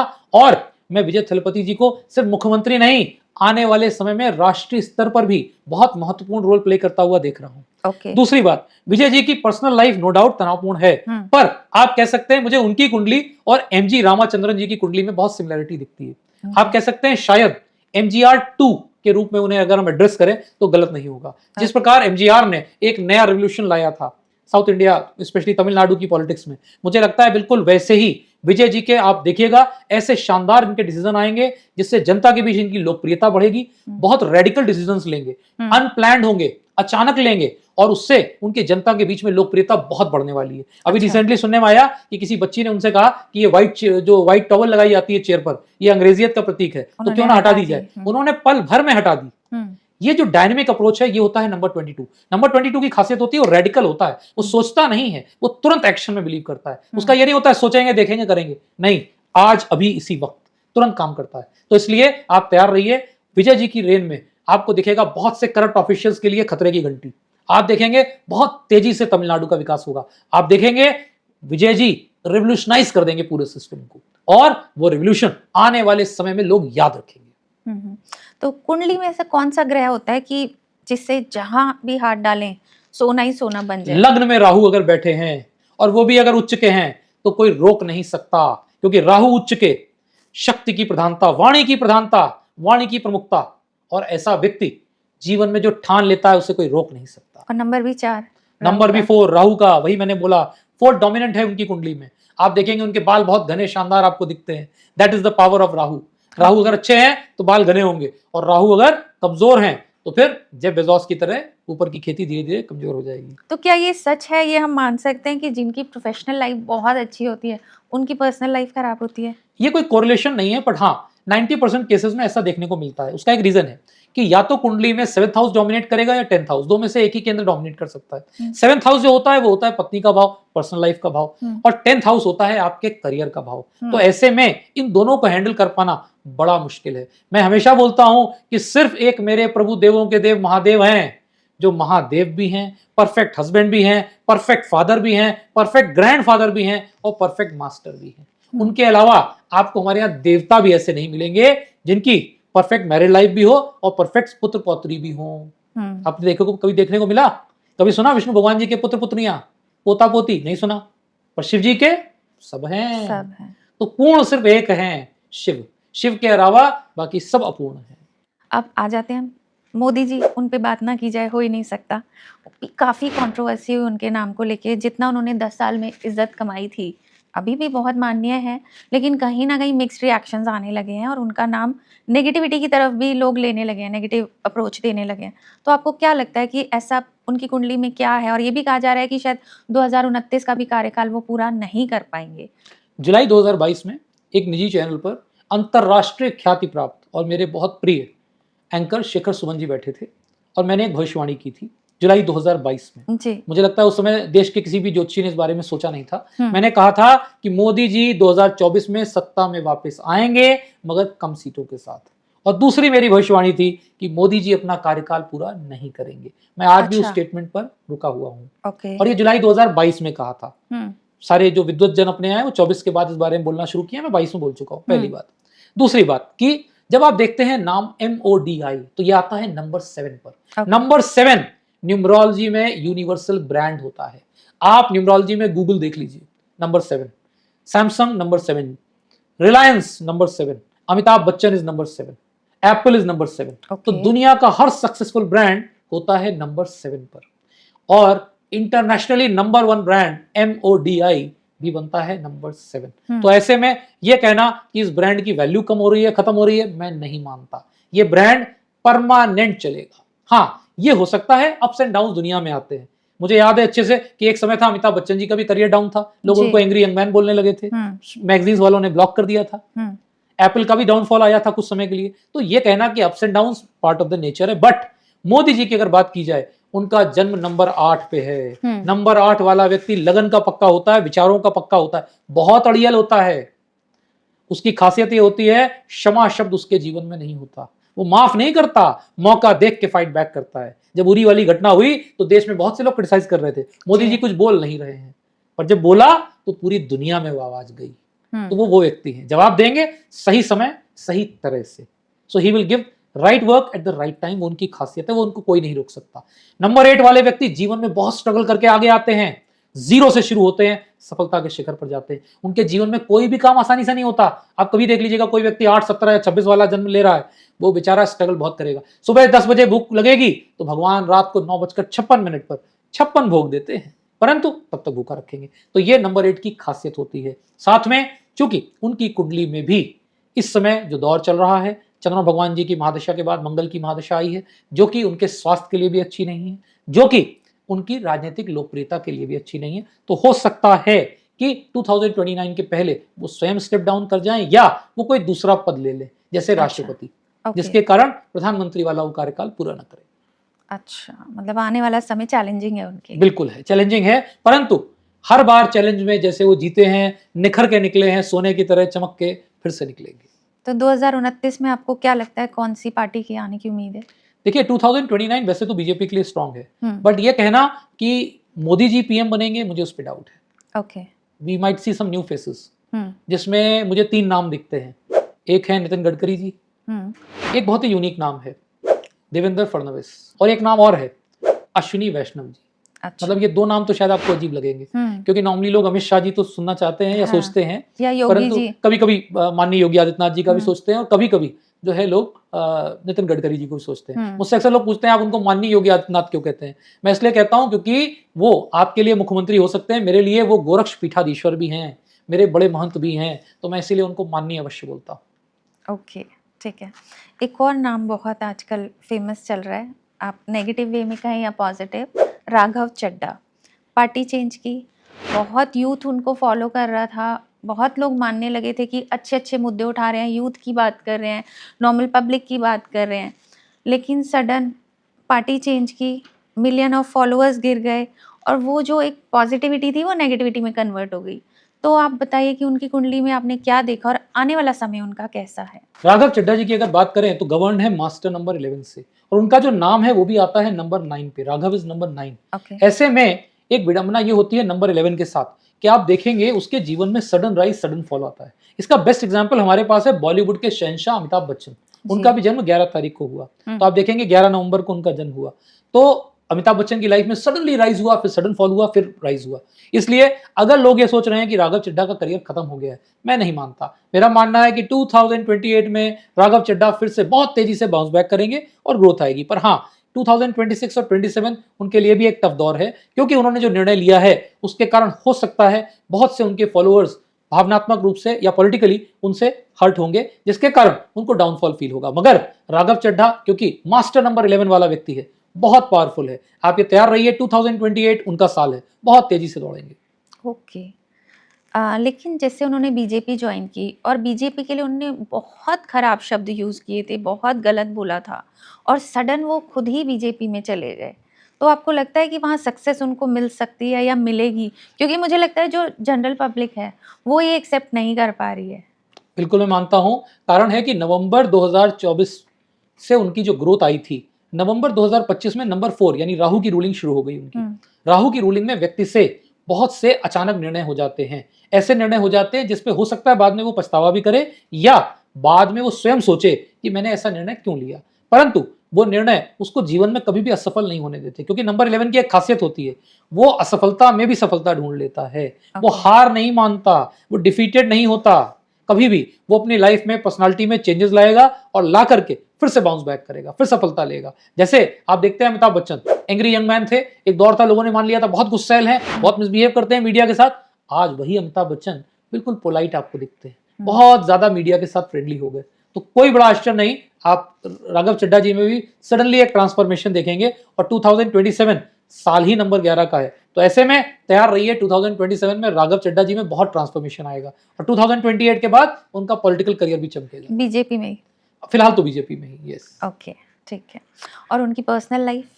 पर्सनल लाइफ, चूंकि मेरे पास परिणीति जी की ओरिजिनल कुंडली नहीं है, परंतु जहां तक इनकी अपनी कैलकुलेशन है उसके हिसाब से I can see a very happy and cordial personal life, उसमें कोई प्रॉब्लम नहीं दिख रही है। ओके, चलिए, thank you so much Aditya ji, आपने हमें बहुत ही अच्छी और पॉजिटिव चीज़ें बताई, पॉजिटिव तरीके से बताई। एक जो मुझे लगता है हमारे व्यूअर्स के मन में भी तंत्र को लेके फ़ियर था, वो हट गया होगा और ये भी पता चल गया होगा उससे कैसे बचा जाए। और यही जो अभी सेलिब्रिटीज़ हैं जिनके बारे में हम लोग कुछ क्यूरियस थे कि भई पता तो चले, वो भी आपने हमें बहुत ही अच्छे से बताया और आई होप सबके लिए अच्छा हो, सबके लिए आने वाला टाइम पॉजिटिव हो, नॉर्मल पब्लिक हो या सेलिब्रिटीज़ हो। तो आज हमारे साथ यहाँ बात करने के लिए दोबारा मैं कहूँगी आपका बहुत-बहुत धन्यवाद। बहुत बहुत धन्यवाद मुझे बुलाने के लिए। और मुझे उम्मीद है कि ये पॉजिटिविटी से लोगों के दिमाग में जो मिथ फैला हुआ है, जो तंत्र के बारे में नेगेटिव थॉट्स हैं, वो हटेंगे और तंत्र को कैसे पॉजिटिवली ले जाना है, मैया की पूजा से कैसे फायदा उठाना है और कैसे अगर आपके ऊपर तंत्र नेगेटिविटी है उससे बचना है, उसका प्रयास करेंगे। जी। मैं अपने व्यूअर्स से भी कहना चाहूँगी, आज का पॉडकास्ट अगर आपको अच्छा लगा हो और कुछ भी यूज़फुल चीज़ लग रही है, तो प्लीज़ अपने नियर और डियर्स के साथ भी शेयर करिए ताकि वो भी इसका फ़ायदा उठा पाएँ। और अगर आपके मन में किसी भी तरीके के क्वेश्चंस हैं, तो हमें कमेंट सेक्शन में लिखिए, हम ज़्यादा से ज़्यादा आंसर देने की कोशिश करेंगे, जो हम करते भी आए हैं। आज के लिए बस इतना ही, जल्दी ही मिलते हैं एक नए पॉडकास्ट में। Thank you so much.